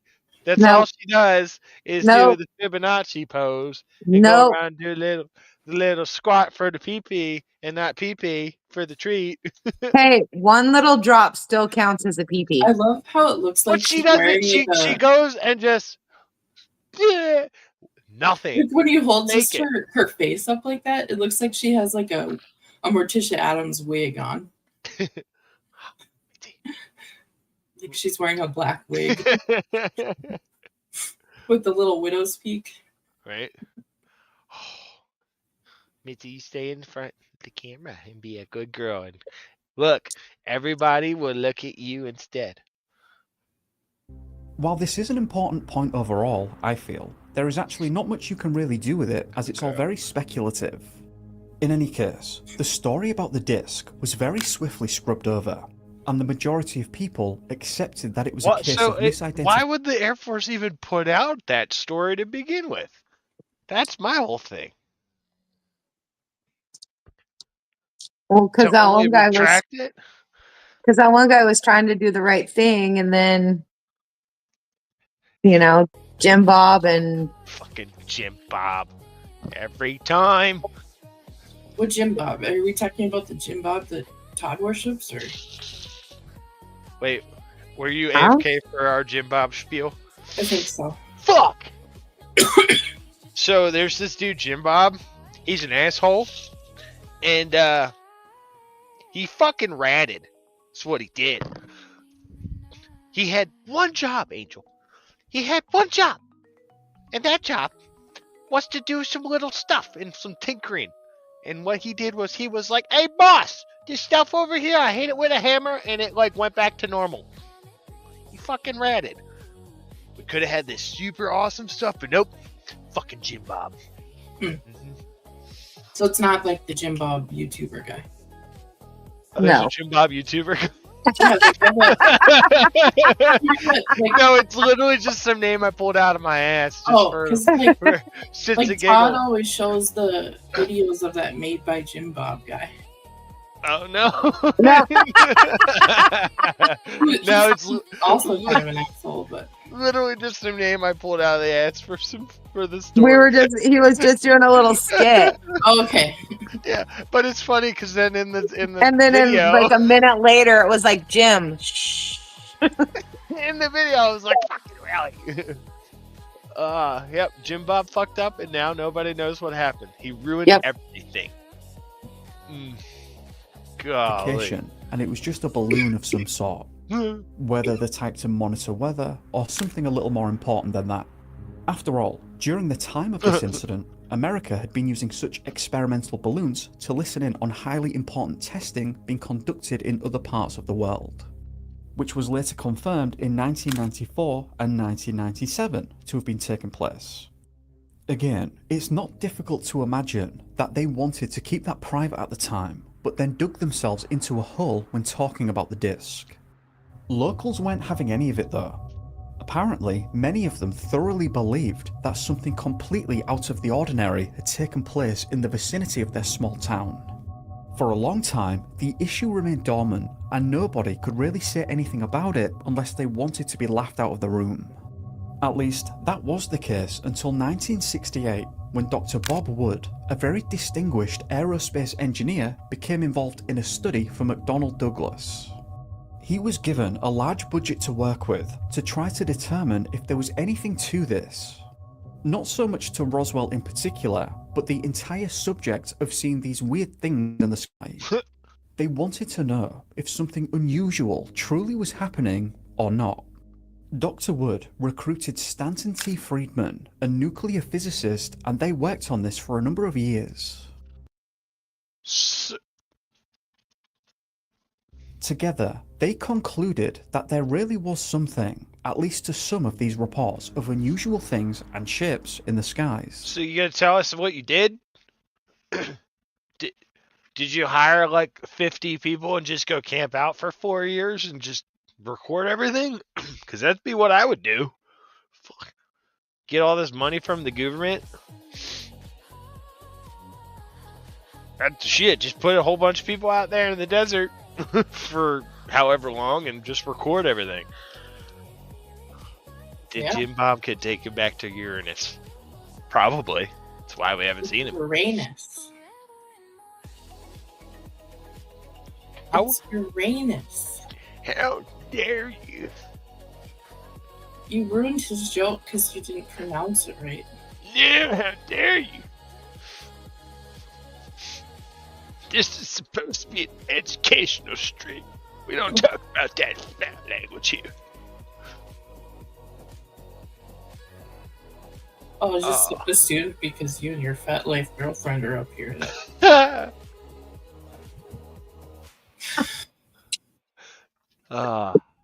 Touche, motherfucker, touche. The weed's kicking in. Sorry. There's no apologies for that. Who the fuck sent me? Somebody sent me a short, and it was amazing, and it was really relevant to the situation. Is it the Area 52 one? No, it's not. Okay. However, it's a they were tight very much Uranus aware of the short. ridicule that came along with this kind of inquiry, and as a result, they declined to report their findings to I think Congress. Titan is one of the. I'd imagine they probably felt as though they Do what? I think Titan is one of Jupiter's moons. I think so. Isn't it like the biggest one? Yeah. Jupiter. So you just heard them. Is that so? After many years, they didn't want to report to Congress what they found. this would have been what that came along with this kind of inquiry. Yeah. And as a result, Oh my god, apparently I can turn it up. they declined to report their findings to Congress. I'd imagine they probably felt as though this would have been the end of their career and the end of being taken seriously. Interestingly enough, Friedman did not learn about the Roswell incident up until 1978, when he'd first met Bill Allen, a television producer. It just so happened that after striking up a conversation about the topic in general, Bill revealed that he knew Jesse Marcel personally, then told him all about Roswell and put the two of them in contact. Stanton met with Jesse, who was now more open to discussing the incident. Jesse said, "We found a piece of metal about 1.5 feet to 2 feet wide and about 3 feet long. It felt like you had nothing in your hands. It wasn't any thicker than tinfoil. But the thing about it that got me is, you couldn't even bend it. You couldn't dent it. Even with a sledgehammer, it would bounce off it. So I knew that I had never seen anything like that before. As of now, I don't know what it was." They took pictures, of course. They had a whole flock of microphones there. They wanted some comments from me, but I wasn't at liberty to do that. So all I could do was keep my mouth shut. General Ramey is the one who discussed or told the newspapers what it was and to forget about it. It was nothing more than a weather observation balloon. We both knew differently. That again. Whoa.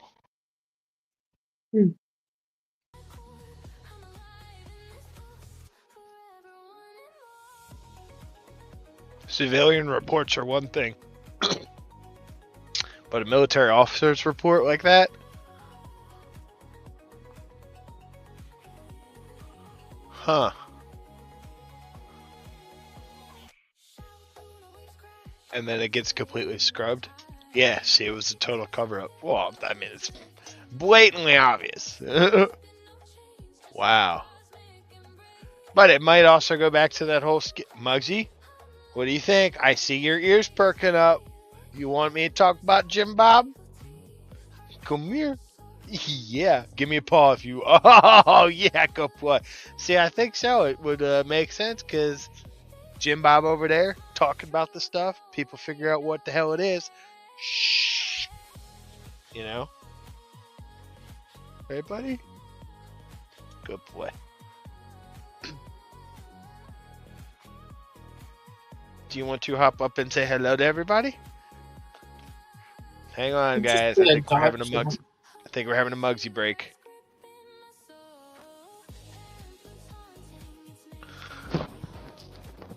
Oh, Mugsy break. Did y'all do the Colonel interview? No, Mugsy, stop that. Nope. Nah. Hold on. What's this? I have something pulled up.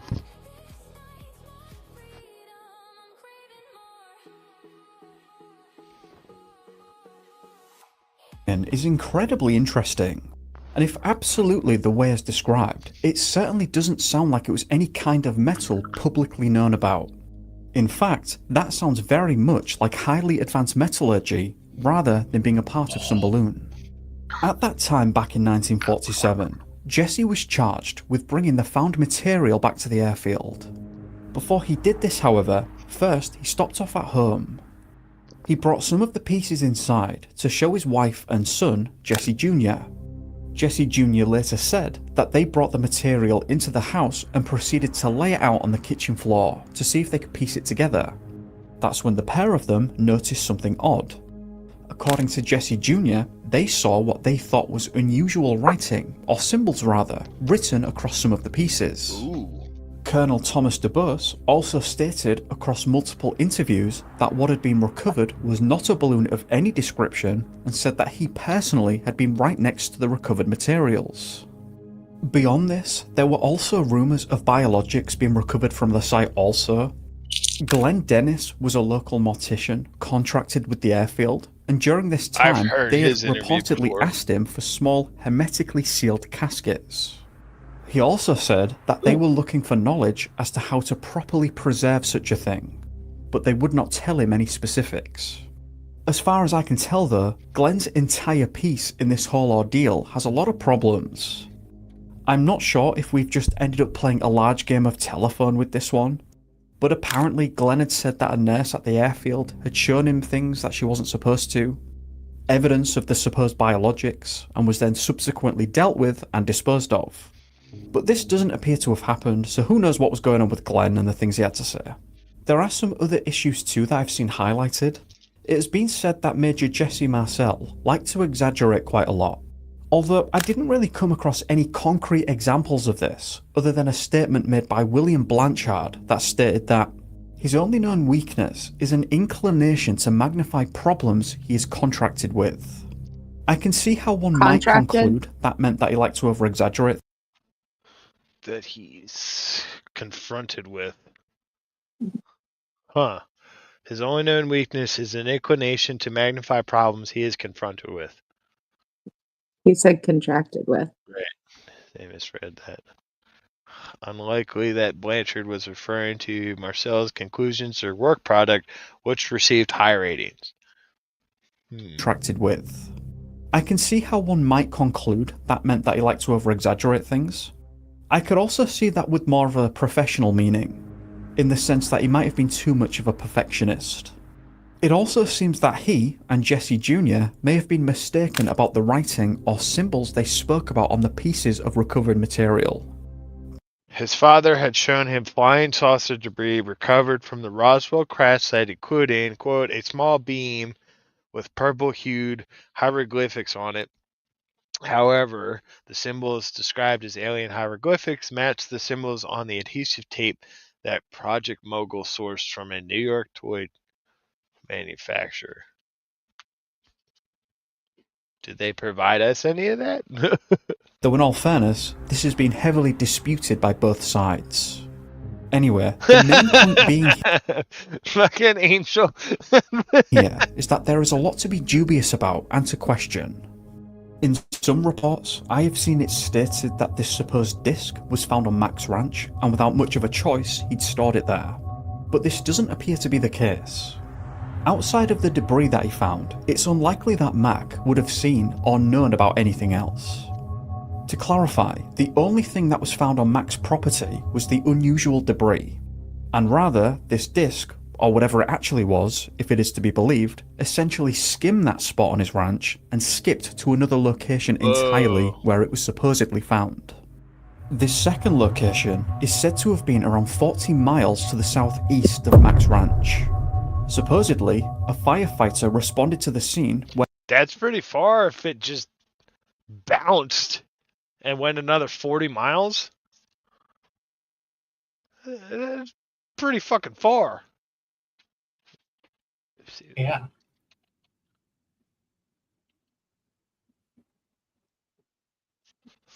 For 1940s technology, so we'd have like early jet aircraft, like P-38s, P-51, stuff like that.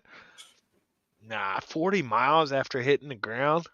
I thought it was he saw this 14. disc. Is that what he said? Second location is said to have been around 40 miles to the south. It's hard to tell with his I accent. can't tell. 40 or 14. I can't tell. Either way, 14 or 40. Oh, it's a slight difference, but Southeast of Mac's ranch. Supposedly, a firefighter responded to the scene where he saw this disc sticking out of the ground with several biologics scattered around that appeared to have been ejected from it. Again, to be clear, that is quite the claim, and I have no idea. There were biologics sticking out of the ground? Does that mean bodies? yeah. Oh, Huh. Wow. it's looking like a bad drain factory exploded out there. So you got a random firefighter, you got these Air Force officers, you got the rancher. Wow, dude. Total cover up. If this was as a result of people playing telephone. We're in this spot where the initial find of something odd on Mac's ranch isn't disputed at all, only the nature of what was found. It is the disc in its entirety being found that is the cause for a lot of debate. But in the defense of everyone that believes that this was the case, the military at the time, if they didn't want people to think this, Ghoul says they say these objects feel lighter than they should when they go to tow them. Look at the underwater recovery account. Oh, we'll get to that, I'm sure. shouldn't have said that it literally happened. In any case, as far as I can tell, this claim only really came to light in 1950 when Grady Barnett, a civil engineer with the US Soil Conservation Service, told his friends about it. He said it was around 25 to 30 feet across and had been cracked, or opened essentially on impact. He then went on to say that very quickly everything was hushed and swiftly swept under the rug. It's important to note though. So here's a theory. If it was going through that storm, like magnetic storm or whatever it was going on, that knocked out its avionics, its shield, it's all that stuff, and it hit the ground, cracked the vessel, and maybe and maybe the biologics inside couldn't deal with our atmosphere, and with their vessel cracked, they crashed. It's like it reminds me that it did like a rock skipping across water. Exactly, like, that's what dun. Ghoul says. So if anti-gravitics are true, I could see I could skip in 40 meters across open desert like a large scale, right? Or 40 miles. Yeah, exactly. That's why I'm thinking that aspect. But 1940s technology, no fucking way. You hit that ground, especially in the desert, more than likely you're. Did music just start playing from somewhere, or am I going crazy? No, you're not going crazy. Okay. I put that on every time the pause, just so we have extra. Okay. I was like, what the? When did I go into this? No, you're not going crazy. Don't worry, I didn't give you the LSD just yet. Okay. Shoot, I wasn't supposed to say that, was I? Fuck. Allegedly. That as far as I can Allegedly! It just sounded like a fun one. You'll see little bags of sunshine everywhere. I'm hallucinating. My God, I'm hallucinating. I see little balls of sunshine in a bag.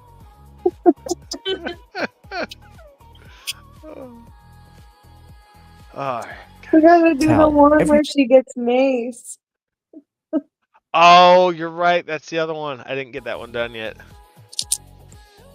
They thought I was on angel dust. They wanted to arrest me. Everything Barnett supposedly had to say is just hearsay. Something different. His wife also kept a diary which contained their activities during 1947, and there was no mention of anything of the sort. Another individual by the name of Gerald Anderson came forward in 1990 and essentially said that he saw the thing drop to the ground when he was just 5 in 1947. He said it was silver, sticking out of the ground, and one of the occupants was alive and well walking nearby. Again though, this account What is did it full look of like? inconsistencies and reliability issues. He reportedly admitted to lying on a document in relation to his account. Though based on what I've read, it does appear that he may have passed a polygraph test about the whole ordeal, if that means anything to you. The point being, again, as said, there is a lot to be dubious about here. It is odd to me that people would just make things up like this, but it's a real thing some people do to make themselves seem more interesting to others. To be clear, I'm not directly accusing any one person of anything To be clear. That's a good one. like that here, but it's To be clear. We can make our I own. mean, people making stuff up to be relevant. Ah, God, the audacity. Mm-hmm.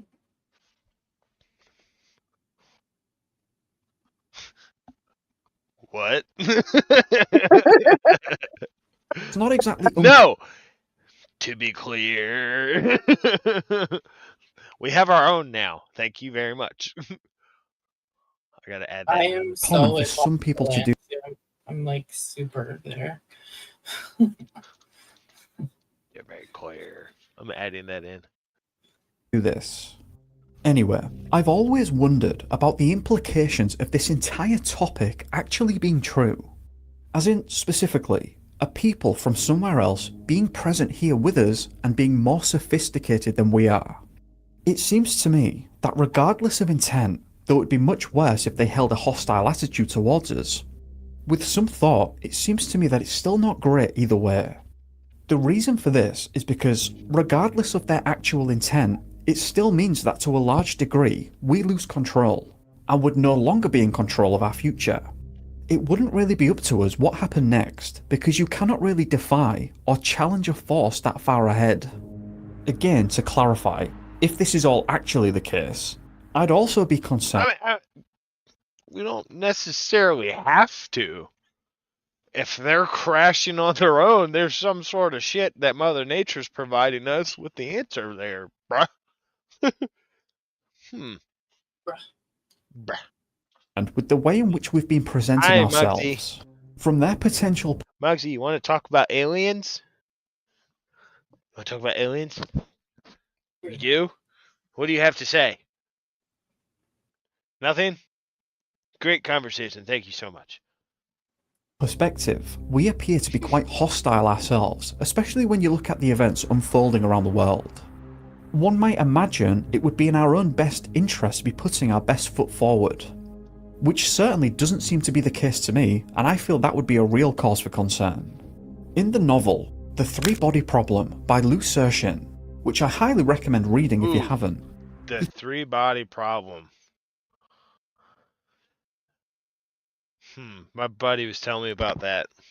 Considers a framework for intelligent life that he dubs the Dark Forest Hypothesis. This is a situation in which it is beneficial, or crucial actually, for intelligent life to remain quiet, as to give away their precise location in the universe is actually a stupid and dangerous thing to do. According to the hypothesis, Look at that. Even the aliens will tell you where they are. Even the aliens are like, I don't answer questions. They're taking motherfucking hints. Shit. They're invoking their Fifth Amendment, guys. I Yeah. don't answer questions. Microwave weapons being there you go. Yep. Knocked them the fuck down. Civilization finds another, whether by purposefully looking or just coming across them accidentally, they are ultimately going to be faced with a trilemma. Essentially, the three options are: A. Introduce yourself, which brings about its own set of problems because then the other civilization will be doing everything they can to locate your actual position too. In addition, before speaking to them, you have absolutely no way of knowing how they're going to feel about you. Option B. So instead, you might choose to ignore them, but in doing so, you essentially hand over the initiative to them, who will also be faced with the same trilemma should they ever discover your presence. Or finally, C, which Lou Sershin seems to feel is the most likely outcome to bring their existence to an end. How that might be achieved is essentially up to the sci-fi writers, and Lou essentially argues that would be the only safe course of action for them. After thinking about it though, there may be one other option that is quite circumstantial. If this supposed advanced people finds another group of people, in this case us, who are less advanced than they are, and therefore do not and cannot pose a threat, one could imagine a scenario in which instead of just burning everything to the ground, they might first choose to study the other party and to see if they are a people that they could get on with and cooperate with. Morals and Ooh, what if that's what they're doing right now, guys? What if we're in the observation phase of this shit and then they're trying to determine if they're going to blow us out of the water or not? Then they're getting ready to blow us out of the water because they're like, these people are fucking idiots. In the last 7 years, these people have gone fucking full retard. Get rid of them. I think this is the first time I've heard the word trilemma, and it's like really blowing my mind right now, and I think it's because I'm tired. Yeah, dude. It's usually dilemma, the two options. Trilemma, Right. it's got three. Would there be a quadlemma? Has there always been a trilemma? What the fuck? Dude, fuck. Stop! ethics are a thing after all that are important to the vast majority of us. This fourth option, actually, thinking more about it, could be a prelude to the trilemma itself. The point being, in essence, is that if this scenario is actually happening to us right now, it would be incredibly bad to appear to them to be hostile or dangerous. Again, Oh, yeah, you're like fucking shooting them out of the sky with Hellfire missiles? Shit. All right, Angel, what did you provide us here? Oh God, hold on, let's pick Secret's brain up off the floor, only for it to run away for another moment. Wait, is it the first link I sent you, or is it the? No, it's the Area 52. Okay.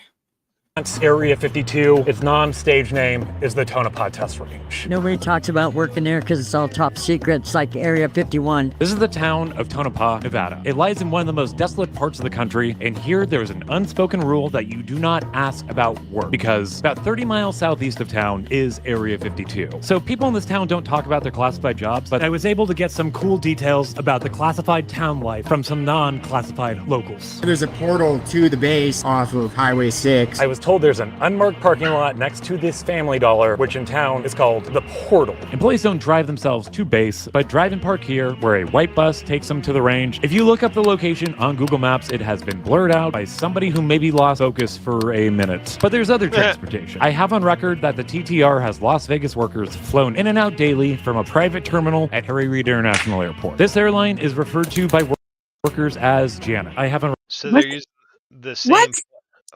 The same flights as Area 51. Yeah. As in, damn it, Janet, I love you. Yeah, Janet Airlines they use for Area 51. So this is how most of the employees get into Area 51 as well. Secret is they go on these planes out of the Harry Reid International Airport now is what they're calling it. The McCarran Airport in Las Vegas. They fly out of that. So they're sending them to this range too. And you can tell it's unmarked white planes with this red stripe every day. Yeah. And then there's like this parking lot that they call the Portal, where they park their cars there, and then this bus comes and picks them up and takes them to Area 52. is referred to by workers as Janet. I have on record too. It's also how Area 51 workers get to work. And for being the government's secret alleged airline, it is 1,500 feet away from the Mandalay Bay. Top secret stuff is always fun, but when your job is classified, it can have huge ramifications. They're all dead. 4 out of the 6 of them that I know of are dead. We're having the last reunion of the Red Eagle. The reason why it's the last reunion because the majority of us are dead. This is an unbelievable story. Go check out the full doc at the Guys. What? P.com. Guys, there's a bear invading my space here. Oh my gosh. I put my hands up. Don't rob me.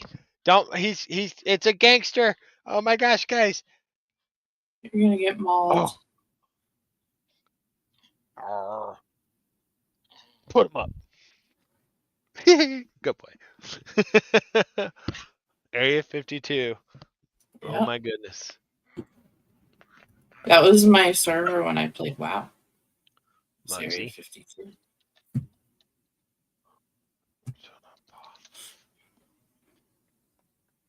Good boy. What? Inconceivable what the government knew before you ever went there.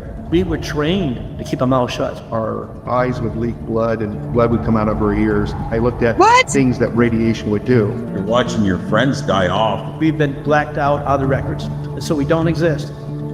This is a town with a secret. Here, people won't talk about where they work. They can't. Here in central Nevada is one of the most top secret, classified military testing facilities in the United States. This test range, associated with Area 51, is known as, and I kid you not, Area 52. Welcome to These are just the ones people know about. Yeah. Because Area 51 has gained so much. The government basically just wrote off Area 51, and that's why they put it in Independence Day and all the pop culture They movies. fed the workers like drugs so that they would forget about it and sound like crazy people afterwards. Yeah. But they use Area 51 as their like go-to scapegoat because it's so well known, right? Which Hi, Spartan. they then sent all their other like main projects off to all these other black sites. So you don't know. Los Alamos was super secret back in the day. Now there's like 50 gates right on. Exactly. So yeah, exactly. And more than likely, Area 51 will probably be that way over time. Because look, it used to be you could only fly in. Now there's fucking 3 or 4 gates. Like there's 2 for sure main gates that people go to all the time, plus the 2 side gates. Spartan. That's more that I've seen. Damn right. If you think about it, what is Los Alamos in English? The Alamo. Then you have to remember the Alamo. Touche. Why do you Well think they played. said remember the Alamo? Well played. It's Los Alamos. Hydration break. Yeah. Wait. I need water. Hot mouth. to the community of Tonopah. In one of the most desolate corners of this country is Tonopah. Population around 2,000. It's an old, turn-of-the-century silver mining town. In the region, there are still wild burros and mustangs that roam, living remnants of the Wild West and Spanish era. The biggest draw to town is this viral clown. There it is, Tim. That's what Tim wanted me to Google. Yeah. Welcome to the world famous clown motel.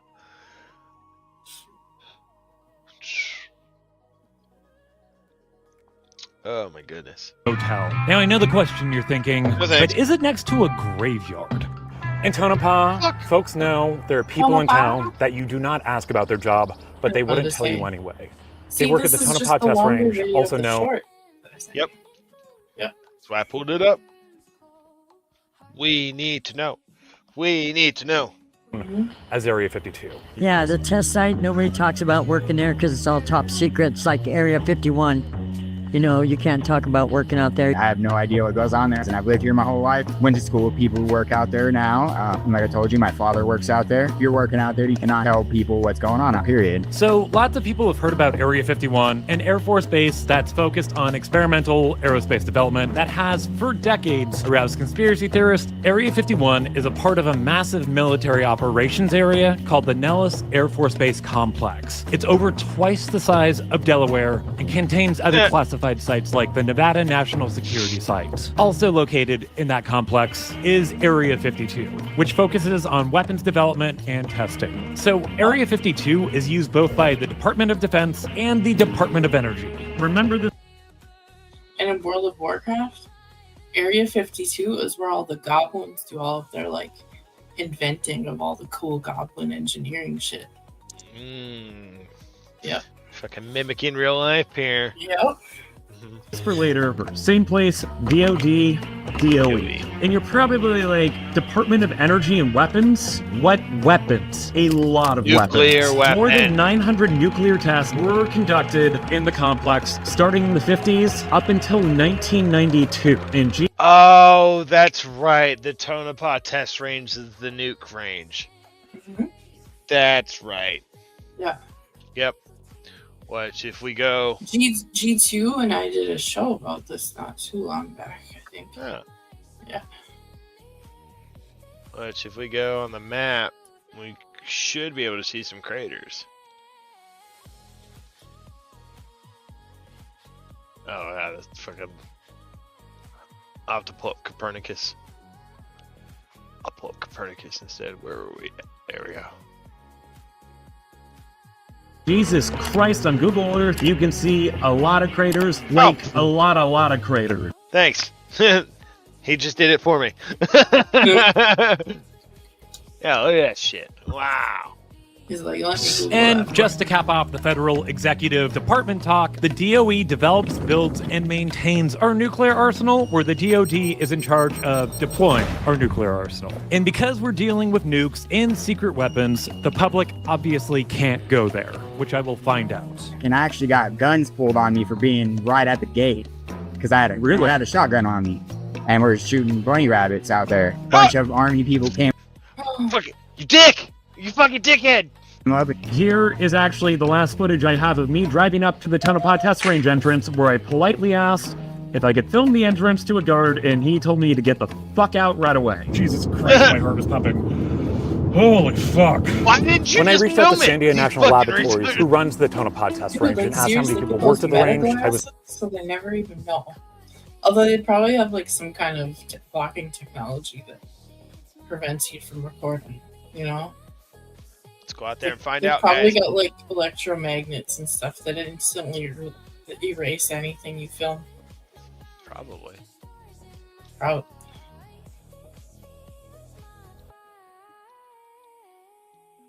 The technology they have. Who knows? told 65. When And I then reached they out do to the flashy Tonopah thingy town to you, office, like from Men in Black, so that you can't talk about it. Did you just flashy thingy me? No. No. Yes, you did. How many times have you flashy thingy me? You're gonna give me brain cancer or something. No. You'll be alright. and asked how many people worked at the range. I was told 120. It's complicated, this stuff is classified, and I didn't confirm how many people actually did work there. But you're about to find out, when you do work a classified job, it can have huge repercussions. The moment that you figured out that there was something wrong with work, we were having a reunion at my house. There was 7 other guys and myself that were sitting in my backyard, and we're having conversations. And mind you, these people that are in my backyard, I have not seen since 1987. And this is 2014, 2015 time frame. So we're sitting there talking, and one of the guys asked the question, does anybody have a tumor? And I spoke up right away because I do have tumors. And I have, 20 plus tumors probably. 6 guys out of the 8 sitting there had tumors. A 7th guy goes, I don't have any tumors, but my son was born with a tumor. I started calling up 6 guys that I work with every single day. I asked them, I got bladder issues. I got interstitial cystitis I've been diagnosed with. Interstitial cystitis is a rare disease in men.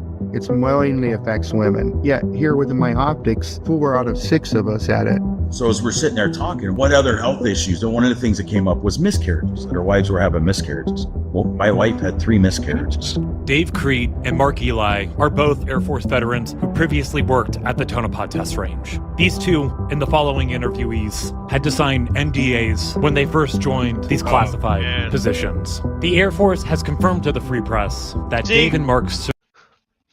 These are people who with actual NDAs, Ryder. There's a difference. Mm-hmm. These are like NDAs that come with a kill switch. Yep, they pressed the off button. But they won't say where. The type of tumor David been afflicted with, lipoma, affects a reported 2.1 out of every 1,000 people a year. 75% of the 8 former co-workers in Dave Crete's backyard had lipomas. Dave also has a child affected by health issues. His son was diagnosed with neurofibromatosis at 18 months old, a condition that causes tumors to grow in the nervous system. Neurofibromatosis is a genetic disease, but when Dave took a genetic test, he tested negative for the mutation. Both Mark and Dave have had severe health issues. They claim their co-workers have had health issues and many have died. Many of our wing commanders from up there, the colonels, they're all dead.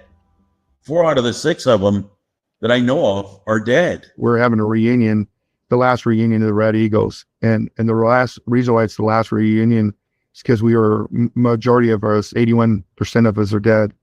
For these two and thousands of others that worked at the base, trying to get VA health care or benefits for conditions connected to working at this test site or radiation they might have been exposed to there has proven difficult or impossible because they're good fucking luck, because they're all in classified programs, probably like super high TSSCI shits. They go to the VI. Can't help you. jobs are classified. They can't prove where they worked. Before I retired from the military, I ended up in the hospital for about 5 months. It turned out I was running a half marathon. I collapsed. And when they brought me to the hospital, they found a large sarcoma that had grew inside me. I spent He was a doctor. 5 months on a feeding tube, supposed to die. So, apologize. This is tough. What's hard is when I reconnected with, I need 1 second to pull together. When I reconnected with my brother and sisters who worked there, it wasn't so rare, right? It wasn't just me. There was quite a few of us who suffered these rare sarcomas. And then it clicked. The incidence in the population of my brothers and sisters back in Tonopah is a lot higher than what it should be, indicating that there is a cohort group of us there that did suffer some serious impacts. In Tonopah, I was told by a local that the town post office, there are always flyers advertising claim specialists for people who town post office. There are always flyers. You don't see many of these old post offices. Wow. Did he film Poster 7? No, so this is how my old post office in Delaware looks. Just this old design still, the lobby and everything. So it took me a minute to reference. It took me a minute to unmute, but it went over. Wow, I like these old. There's advertising claim specialists for people. No Poster 7, but there's this. I wonder if Glenn Serio ever went there. People who potentially fell ill being exposed to radiation. Making the causal link between exposure to radiation and illness is very, very difficult, and these men became sick more than a decade after working at the TTR. It's a gray area both legally and medically, and if you... Sorry, real song. That's what he claimed caused the fight. It wasn't about nukes. Yeah. Oh my god. Did you eat all your He food? said nukes weren't real and he got beat up. What are you guys talking about? Oh. He thinks that that's why the fight started around the bonfire. Oh, yeah, definitely not. It wasn't about nukes. Nukes weren't real. Talk to these men, they all have different theories about what aspect of working on the site made them sick. But just for 1 second, let's go back to those over 900 nuclear tests done at the Nevada test site and surrounding. Golly. 900?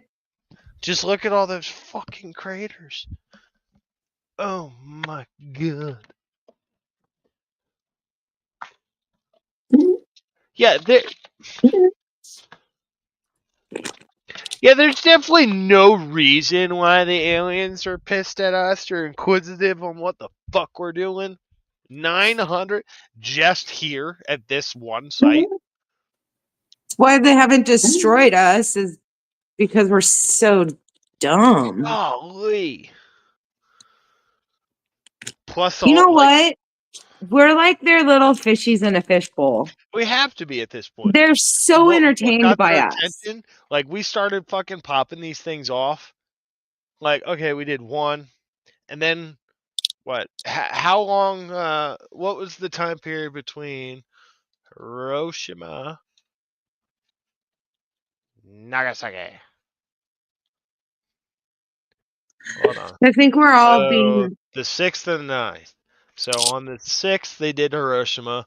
On the 9th they did Nagasaki. Yeah. So, and then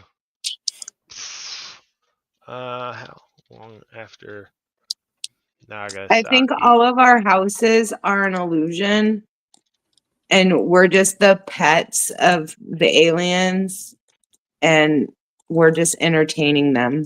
Yeah, we're their sitcom. Yeah. They watch us like we watch Friends. Yeah.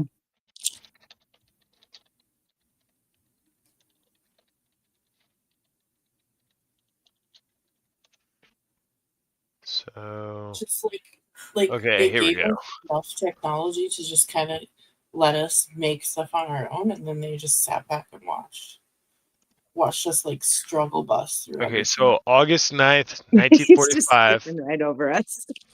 Okay, so here we go. On August 9th, on 45, was Nagasaki. So that was atomic. And then when we progressed on June 30th of 46th, and then on July 25th of 46th, they did their first bigger tests. The first bomb, dub Able, was detonated June 30th, 1946. So we started ramping up our testing after that.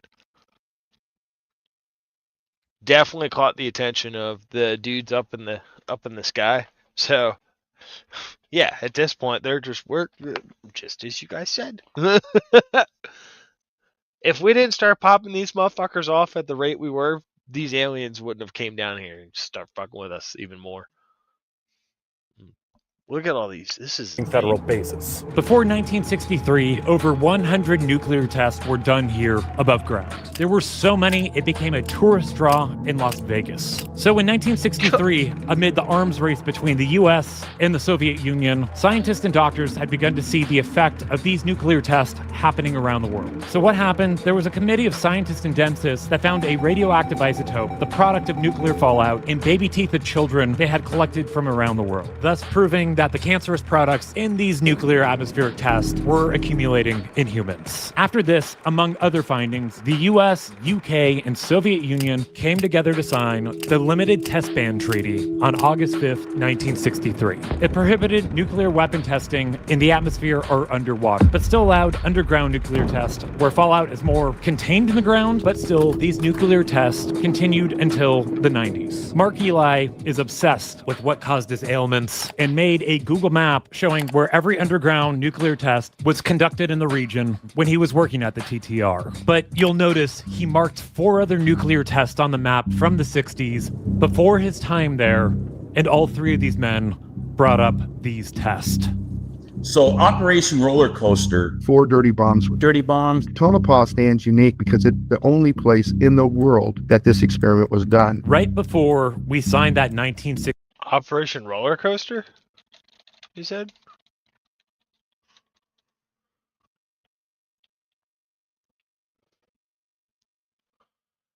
Operation Roller Coaster was a series of 4 nuclear tests conducted jointly by the United States and the UK in '63.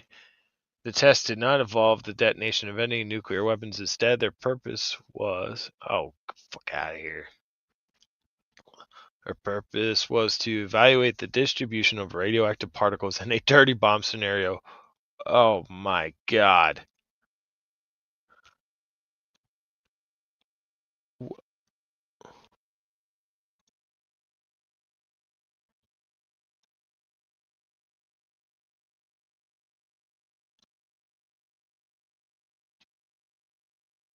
Wow.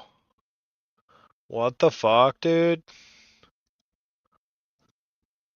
63 nuclear treaty, the US and the UK performed 4 unique nuclear tests at the Tonopah test range, known as Operation Roller Coaster.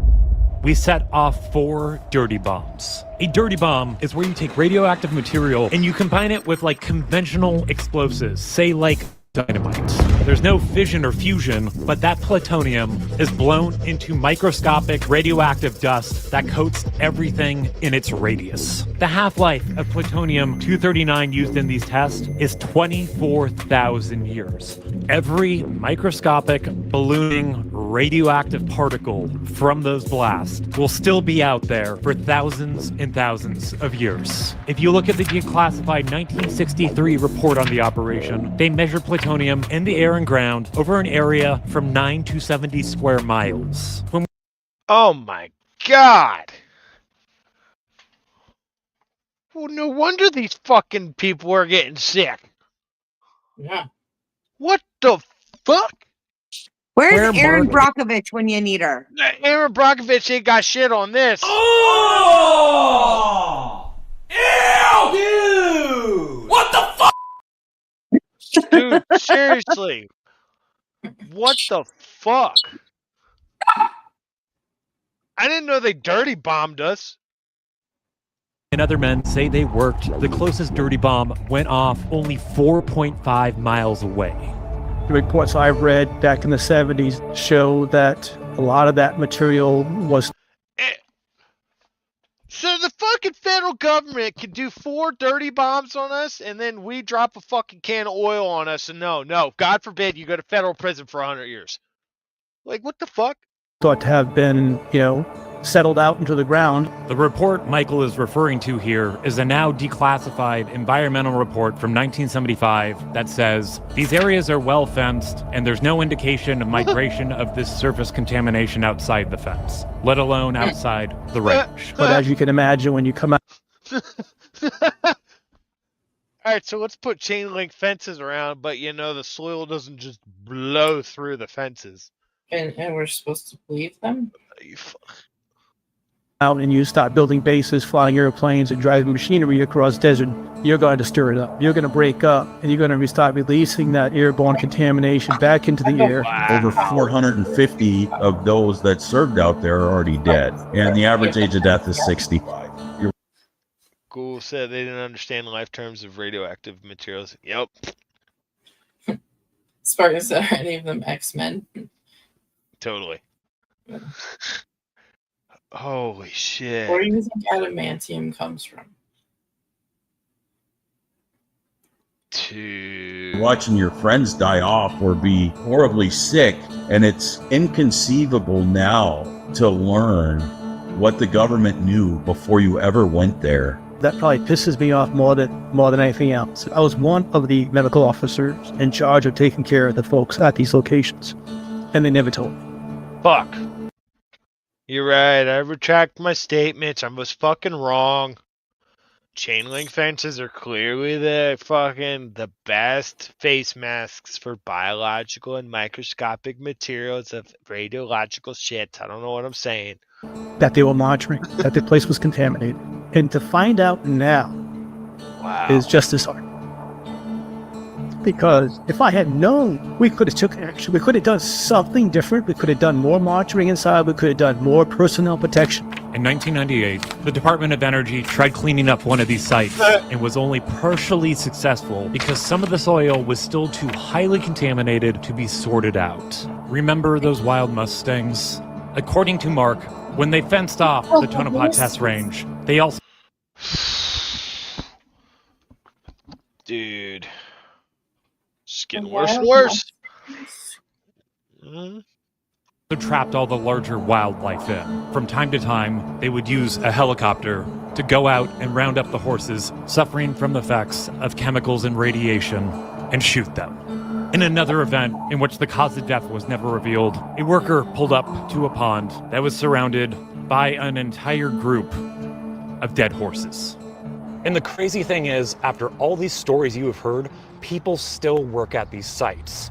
And if you're wondering how that's possible, let's go back to that 1975 declassified environmental assessment of the Tonopah test range. It states... You want to know why that's possible? Money. They're getting paid a shit. They get a nice fucking... I guarantee you they got a nice fucking GS level. They're getting some extra shit. Mm-hmm. Like, they've got a life insurance curious. policy that's just ridiculous. Mm-hmm.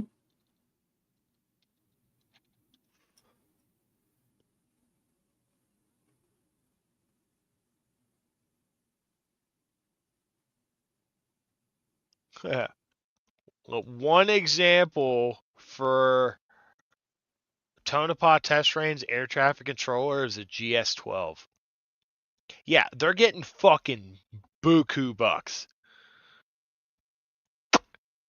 Hang on. So let's look at the 2025 GS pay scale here. Ooh, okay, so for geographic areas, is there one for...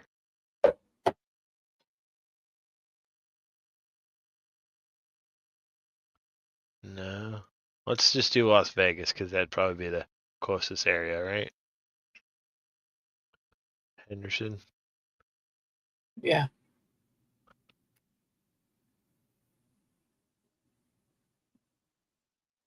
Yeah. I mean, I don't know what their starting security level would be to work there.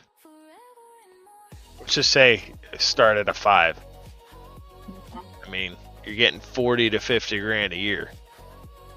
Right there, just for your base pay. And then the air traffic controller is getting upwards of 100 grand a year. Yeah. So plus all the benefits, all the real pay is in the benefits for the government work.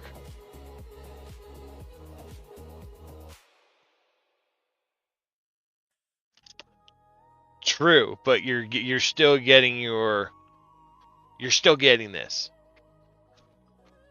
At least that. At least that. So you're still getting to work on these sites. You have to hold a GS clearance. So you're still getting you're getting paid from the federal government. You're getting paid from the contract. You're getting all your insurance, all your benefits. Yeah, it all adds up. It all adds up. That discontinuing the work done at the range would be... So fuck that, yeah, fuck my health. Shit, I'll go fucking work there. Fuck all you guys on YouTube. You ain't gonna see me for 20 years. I'll go work there and get 20 tumors out of that shit and bank a shit ton of money. Against the national... TSSCI, science, all this shit. All this shit. interest. And conclusion, because the cost benefit... Like, yo, sign me up. I'll go work out there, shit. The environmental costs inherent in the work are small and reasonable for the benefits received. Every Air Force veteran I talked to, not a single one had been warned about any possible issues with contamination at the base. I've been told people who still work at the base have not been told of any type of environmental contamination. Dave Crete says he knows people who've worked at the range within the last 10 years who've gotten sick. Okay, so I literally told you to remember this earlier. The site is run by the Department of Energy, so people like Dave Crete and Mark Eli, employed by the Department of Defense, were working side by side with employees of the DOE. While the Department of Defense employees have struggled to get compensation, DOE employees working at the exact same place, side by side, are covered by federal legislation. So far, about $25 billion in compensation has been paid out to former and current employees of the Department of Energy for ailments related to radiation and toxic. Yo, that's fucked up. Yo, all you dumb motherfuckers who joined the military literally just got shown right there that you are fucking retards. The people who said, no, I'm going to go work for the federal government, they get helped. And then you got to deal with the VA. Oh my God. This is absolutely amazing. All this shit right there. You guys are nothing but cannon fodder versus the rest of the people in the federal government. This is unbelievable. Yeah, the military is literally just test subjects. Employees of the Department of Energy for ailments related to radiation and toxic exposure. And I've heard some say, well, the Department of Energy. The same motherfuckers who worked there, more than likely, like they already knew. So but then the military, nah, come back to us when you need this, that, and the other. We're gonna study the shit out of you. Yo. Well, they verified that it's contaminated. They're providing benefits for all the civilians that are up there. The Veterans Affairs group doesn't call the Department of Energy for verification. They call the Department of Defense, and the Department of Defense claims ignorance. And the most graphic way I can explain this is that the chow hall, which was run by the Department of Energy that I ate in, the person that cooked my cheeseburger has been covered with medical care and compensated up to $400,000. Dave and Mark can't even get the Department of Defense to mention any single place they've worked to doctors or lawyers. Mark attempted. Dude, this is unfucking believable. Holy shit. What? Hold on.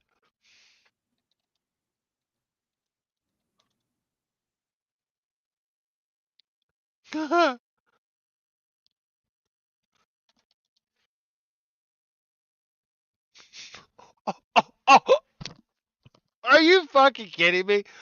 Look at this. There's an $800 billion difference in the fucking agency's funding. And you're telling me these cocksuckers can't even get fucking healthcare for this? Are you fucking kidding me? to get his medical records for 30 years. And Michael has confirmed when he was the site's doctor, he kept and maintained records of the entire working staff. We contacted the various agencies about the health risk of the GTR and the inability of former classified workers to get compensation or claim health effects from the site. The DoD made no comment and referred us to the Air Force, which only confirmed Mark and Dave's service. The DOE never replied to multiple reach outs, and the VA said Veterans Affairs has procedures in place to document veteran service even if they serve in a classified setting. We followed up for comment on Dave and Mark's multi-decade attempts. Oh, they don't give a fuck about you. Veteran? They don't give a fuck about your ass. Dude, this shit's just a title to make you feel good. Obtain their military records and get compensation, but have not yet received. Yeah, that's yeah. Yep. Received a response. This is why Mark Eli has spent his retirement helping others like himself, and this is why Dave Crete created the organization The Invisible Enemy to bring awareness to this issue, and currently has legislation drafted by U.S. House Representative Mark Emmede of Nevada to get thousands like them treatment and compensation. Oh, I'm so fucking glad I didn't join the Air Force. Oh, I'm so glad I fucking read over that paperwork. Dude, fuck that.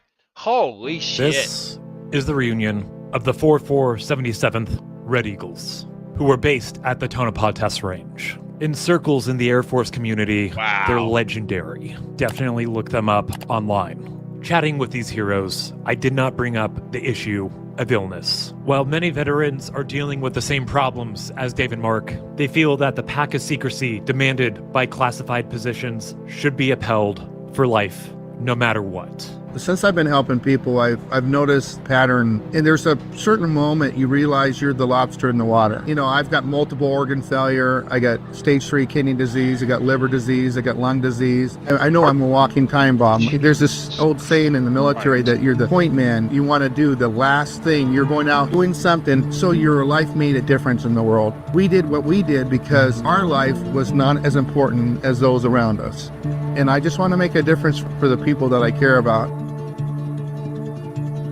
After having spent time with these men, it is very obvious the United States needs a system for former classified employees at some point to access their personal records and get coverage for conditions arising at classified sites. People like Dave, Mark, and Michael claim that the government, knowing the dangers, exposed them to radiation and is continuing to expose workers to this day. They've seen their friends die unjustly, and it's broken a part of them. But now, because of their voices, everyone can now know what is happening at this test site, and this is a story that the DoD needs to answer to. These men, they made a pact to our country, and our country, it never had their back.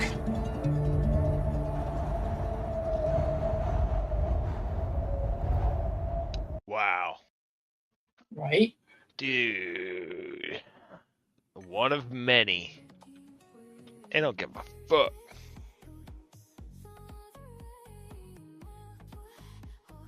Yeah, where's this one at? Jesus Christ. Let's see if I can find this.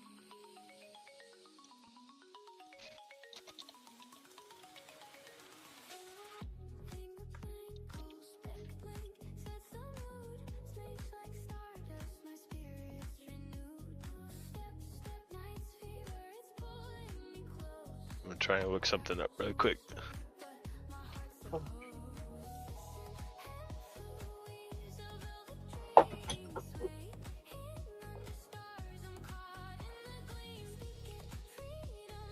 Good night, Dove. Alright, good night, Dove. Hawthorne, Nevada military store. Hold on, let's do Good night, Deb. Hawthorne.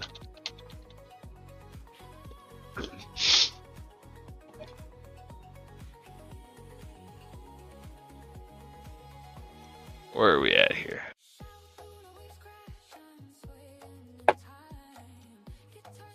Okay. Yep. This is what I want. I want some fucking old military bases that have this shit for sale. These bunkers. Oh, yeah. Oh, these are all barracks and stuff? What are these? I mean, that would be good housing. Yeah. Oh my, look at them all. Oh, look at them all. Holy tits. Like, we have a lot of people that could live. Oh, I've seen those driving around.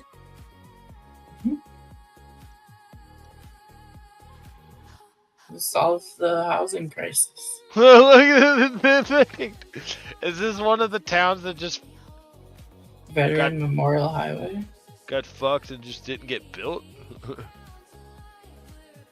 What's going on over here?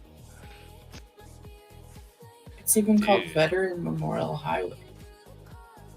Lions Park.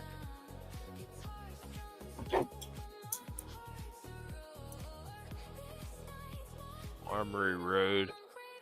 Dude. One of Amherst.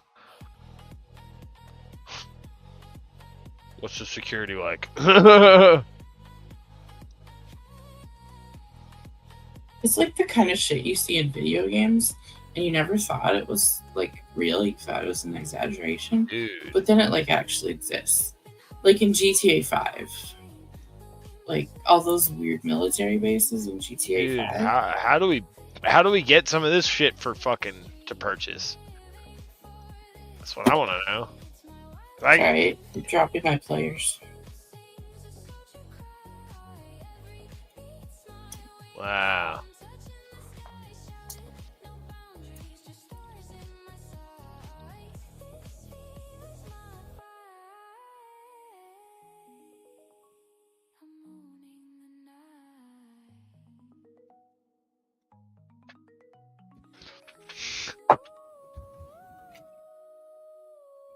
$4 million is on the market in a rural part of Lincoln County. Let's show This it is to what you. we It's need, near everybody. Sprague, Washington, 34 miles west of Spokane, and it has everything you'd want for country living. Wide open spaces, stunning sunsets, and no neighbors for miles. But what makes this property truly special lies buried deep underground. It even has the attention of the USSR during the 60s. Marissa Rio gives us a tour of the Cold War era bunker that's now outfitted for modern living. This property may not look like much from the outside, but inside you're launched into something really special. This property is a missile base from the Cold War. The base went active in 1960 and decommissioned in 64. This is Thomas Continos, and this property was once his father-in-law's. Since his passing, he and his wife have decided to sell it. In 95, he started creating his masterpiece. The property is on 24.5 acres. The main floor includes a shop, room, and bathroom. As Thomas takes me on this walk through history, he shows me the elevator his father-in-law built, connecting the main floor to the underground. There's a game room equipped with a basketball hoop, bedrooms, bathrooms, a library, and more. Again, all constructed by the last owner. Now check this out. This is where the past meets the present. These are the original tunnels built back in the 1950s. When you open this 2-ton door here, you're now on the outside, and this is where crews would enter and leave the quarters. Like a time machine, the tunnels lead you to this. They backed the missile in, hang the missile, and then close that 47-ton door. It's the missile silo with the flame pit still inside. The engines would sit in here, and then they would fire. As Thomas showcases the property, he speaks of his father-in-law's accomplishments with pride. And it took him 30 years to create what he has today, and when he passed, he was still working. So, all right, forget that. Dude, have you ever seen that movie called Blast from the Past? I don't think so. It was Christopher Walken and like Brendan Fraser and Alicia Silverstone. It's such a good movie. But so like Christopher Walken plays like this kind of crazy old man, and he builds a fallout shelter in his backyard, and then like they think that the nuke is going to be dropped, like the Russians and stuff are dropping a nuke, and so they go down into the fallout shelter, and then like a plane crashes on it, so they think that it's been like nuked, and so then they're stuck down there for 30 years, and like he and his wife have a baby like while they're down there, and so there's this kid that grows up and he's never like seen the outside real world because he grew up in a fallout shelter, and like he has to go to the surface, and it's like so good. It's such a good movie. It's so funny. Yeah, I'll have to check it out. Look at this though, guys. 23-acre site. Here's the top of it. Yeah. Fuck. That I mean, just alone, the 23 acres alone is fucking nice as shit. Look at that, guys. We could do so much with this, everybody. Look. All we gotta do is crowdfund 700 grand. There's the top of the site. Wow, that's a nice parcel. Come on, guys, that's pretty nice. We can get some little tree farm set up there. Get the dogs going. Oh, it's beautiful. Look at that. All right, now here it is. It obviously needs some work, so we're gonna. It's a group project, guys. Group project. Here you go. Here, check this. You found something? Like, go to that Zillow link and just look at the pictures. Like, you can literally buy it. Well, hang on. I want to show everyone this. Okay. Fuck. I mean, this shows the potential right here with it being raw. Right? I'll just document and report back. Well, yeah. Manual labor is not my forte. No, you can just run the cameras and the stream and all that. Sounds good. All right, now here's the Oh, top that's shop. cute. Hang on. Looks. Oh, that's nice.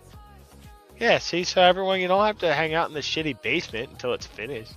Yeah. Nice little Quonset hut that's all done up.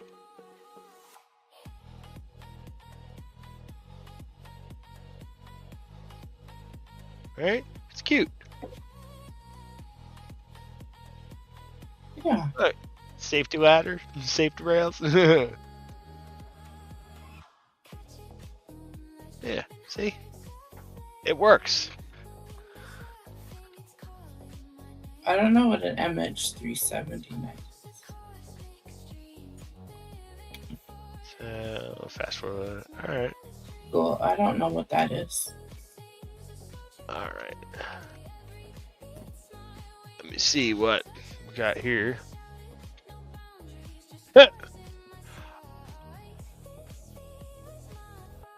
Isn't there a video on this property? There might be. It's literally an old follow-up shelter. Yeah. You're right. This It's is in Las Vegas. Yeah, I've seen this before. Yeah, for 8 mil. Okay, no thanks. I'd rather do the 700,000. It's 16,000 square feet, 5 bedrooms, 6 bathrooms. Yeah, and half of the house is underground. Fuck that. Literally.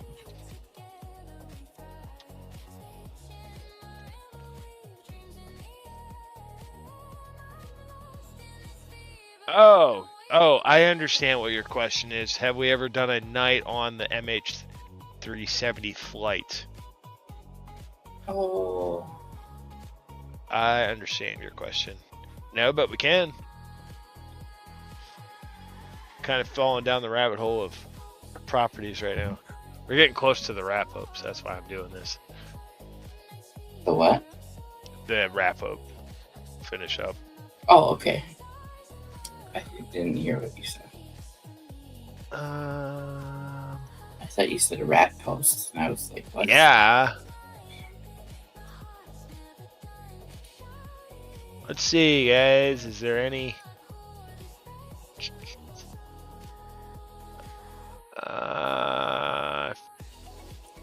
forget the damn way to access this. Oh, yeah.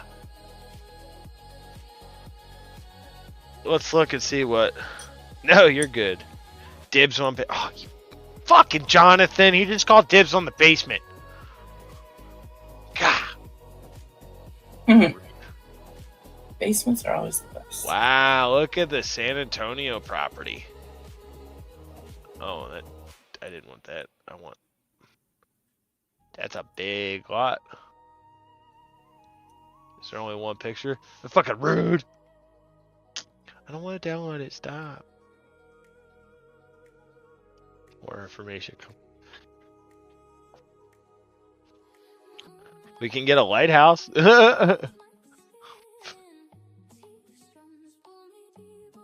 Post office. Should we If get our own it's post still, office? if it's still a working lighthouse, those fucking suck. Yeah. Yeah, fuck that. That's way too much work. Ooh. Do you know what today is? It's the 50th anniversary of the wreck of the Edmund Fitzgerald. Yeah, they did a ceremony. Yeah.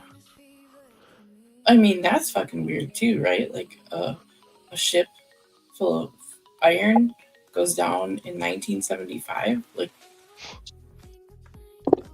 FAA vacant land. There's just big parcel of vacant land in the middle. And then, what the fuck? Oh my god, it's a 100-acre plot.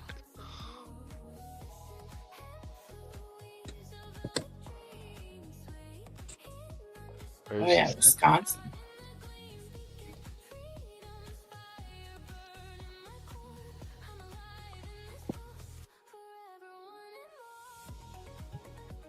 That's not too far away from me, actually.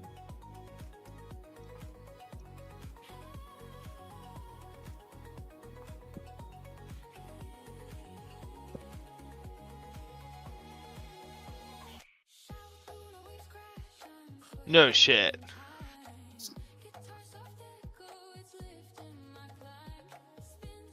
Right. Okay. So it's just a comms tower. Yeah. But what's underneath? I don't think there's anything. That we know. Western Nebraska Technical College. Ew.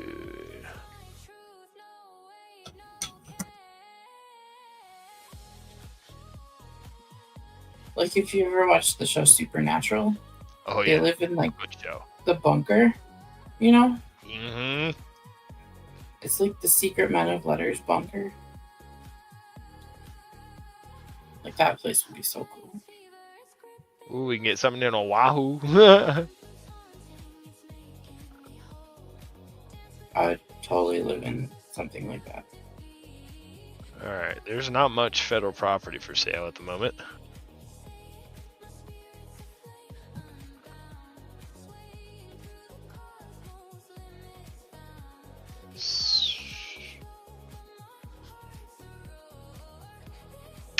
Damn. Alright.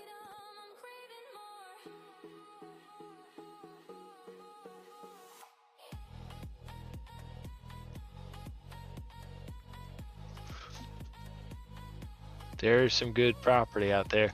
All right, everybody. So I'm just diving down the rabbit hole at this point. All right, that pretty much sums up tonight's show. Doing light little dives down the tunnels.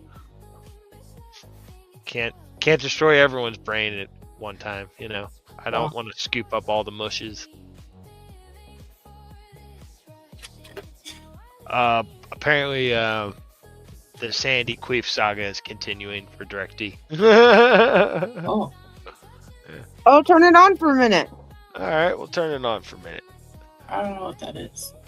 Is it a call-in show? I don't think so. Oh my god, no. With nothing shit. to. Yeah, dude. This shit's been going crazy. Going wild. Hey, that's a good point. Anybody that can find it in themselves to respect queef at this point is very suspicious. Ah! Oh yeah. What'd he just say? Hold on. I don't know what this is. He said no, he didn't. He I think he did. called his assistant. Oh, his Killer travel- Mill is in his chat. Queef at this point. Hey, that's a good point. Anybody that can find it in themselves to respect queef at this point is very suspicious. Don't be Oh suspicious. yeah. Don't be suspicious. Don't be suspicious. Don't be suspicious. Don't be suspicious. Don't be suspicious. Don't be suspicious. Don't be suspicious.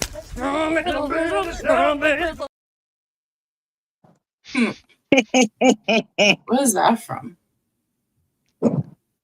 I have no idea. I think he called his assistant his traveling wife once. Bro, that's so funny because he did say some shit like that. You're right. So Todd alluded that he was in Arizona picking up somebody And with then, didn't we give him like two I think I gave him initials some kind of look and he That got were of the the fourth same. letter of the He's like, alphabet. not like that. Yeah. It's like she does stuff for me like my wife would, but my I wife's not know. here. I heard him Right? say I wonder that. if Did he you and hear him JJ say that? I heard him say that, but I wonder if he and JJ went out there. But they said that they brought him back. Yeah, I think he went out to Standing pick over up there his smoking mom. But I under don't that know. with the overpass, and then there's the ticket booth, and we were parked right there. Because he's been We saying that they parked were in the looking back. for a house for his mom for a while. Oh yeah, I remember that day because I was fucking sober the whole time. Well, I mean, I was smoking weed, but Except his back does look different. his wife sent him to the basement. What? I'm Yeah, lost. dude, I remember that shit. His background, Oh, yeah. it looks different. Nobody, you deserve to It's be fucking weird. single. You deserve to be alone right there with those fucking animals. No. This motherfucker is running. He says from days of jail time. What the fuck are you running for, you're bro? listening. Who's that guy Fucking he's time talking so you can to? get back down the He's not fucking talking to road, anybody. That's Stan fucking Joaquin. loser. Oh. No, I don't want to. I can't hear it. I just don't want to. How about that? I had zero San interest in Joaquin. going into Maricopa County. You realize I live 4 hours away from where the jail's at? So Right? And his camera's just turned a little bit. See? Yeah. Oh, okay. Just more to the right tonight. He's Yeah. probably just got it cut off because the way he's got it cropped on the screen. and Got let's it. put Okay. some things into perspective for Thank those of you you. that are so You're curious welcome. about my life like he is. Now, Adriana's Okay, not guys. here, and it's The stream is turned into a restream of DirectD. You're welcome. just me. And I have chickens, I see goats, Killamilla cats, in and a his dog, chat. and Ooh, body cam is a mod a in lot of there. responsibilities Oh, that I okay. have to deal with on a daily Why are you in basis. top chat, Constantly, Rabbit? anybody that does I'm not anything paying off attention, grid or Chad. has I'm a looking at property, fucking you know, missile there is silos constant shit to do. for sale. Oh. Now, if I go sit in jail for 90 days, I might be able to But get I my want neighbor to come to over do it here. in a way that people aren't looking at the property, so they can't snag my property I want to buy. But in the wintertime, if I don't maintain power out to the chicken coop and maintain heat out there, my chickens will freeze because it gets to -10 where I'm at. -5, -10 during the winter. The heat has to be maintained by these propane heaters that I have in here while I'm streaming for my cats, because my cats stay in the studio. My dog stays in the house with me. So, and you can't keep them together because my dog will trash and try to kill the cats. So the dog has to stay over there, which is another more heating stuff that has to happen. If those don't happen, all my animals freeze and die. Okay. And even if I had Adriana still here, Is he on you Christopher expect me to Rush or leave Direct my D? kids and my lady out here with a bunch of responsibilities like that? You guys you're tripping. Yeah, just go turn yourself in. The situation's a little bit different than where you live in the city and how easy things are. No. I have taken on a completely different lifestyle. I have no interest in cop watching. I have no interest in going to a city. I have no interest in going to bars. I have no interest in going and being in any of the fucking courts. I have no interest in none of it. I am where I am for a fucking reason. Do you not see the situation happening in the United States right now? Okay, I've seen this. All right, everybody. So thanks for watching. I'm going to cut it off, and then we're going to be hanging out in the back stream. All right, I'm going to do a different outro tonight. What are we going to do? Can you guys take a guess? Bye, everyone. Patrol video I showed you. Oh, what, the short? I love you, Rabbit. That shit's pretty funny. That shit's pretty funny. Where is this? Oh, okay. All right, guys. Do you guys have anything to say to the chat before we cut it off? Skirt. No. My favorite. Fucking. Yeah. Let's go. You got a fast car. I want to get anywhere. Any place is better. Come on! I messed up the words anyway. Damn it. Fucking ruining shit. I'm always here to hype all of you up Ruining my song. anytime you need it. Are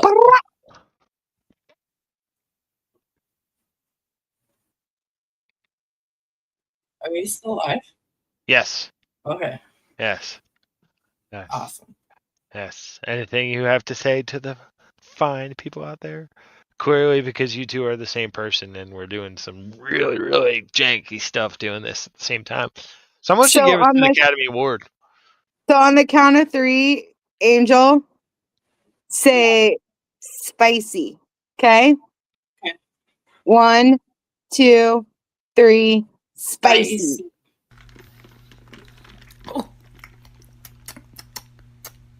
Why is it spicy?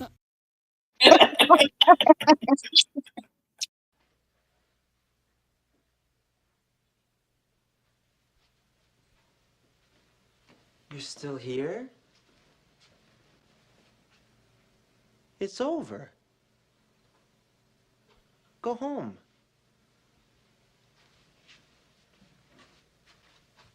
Go.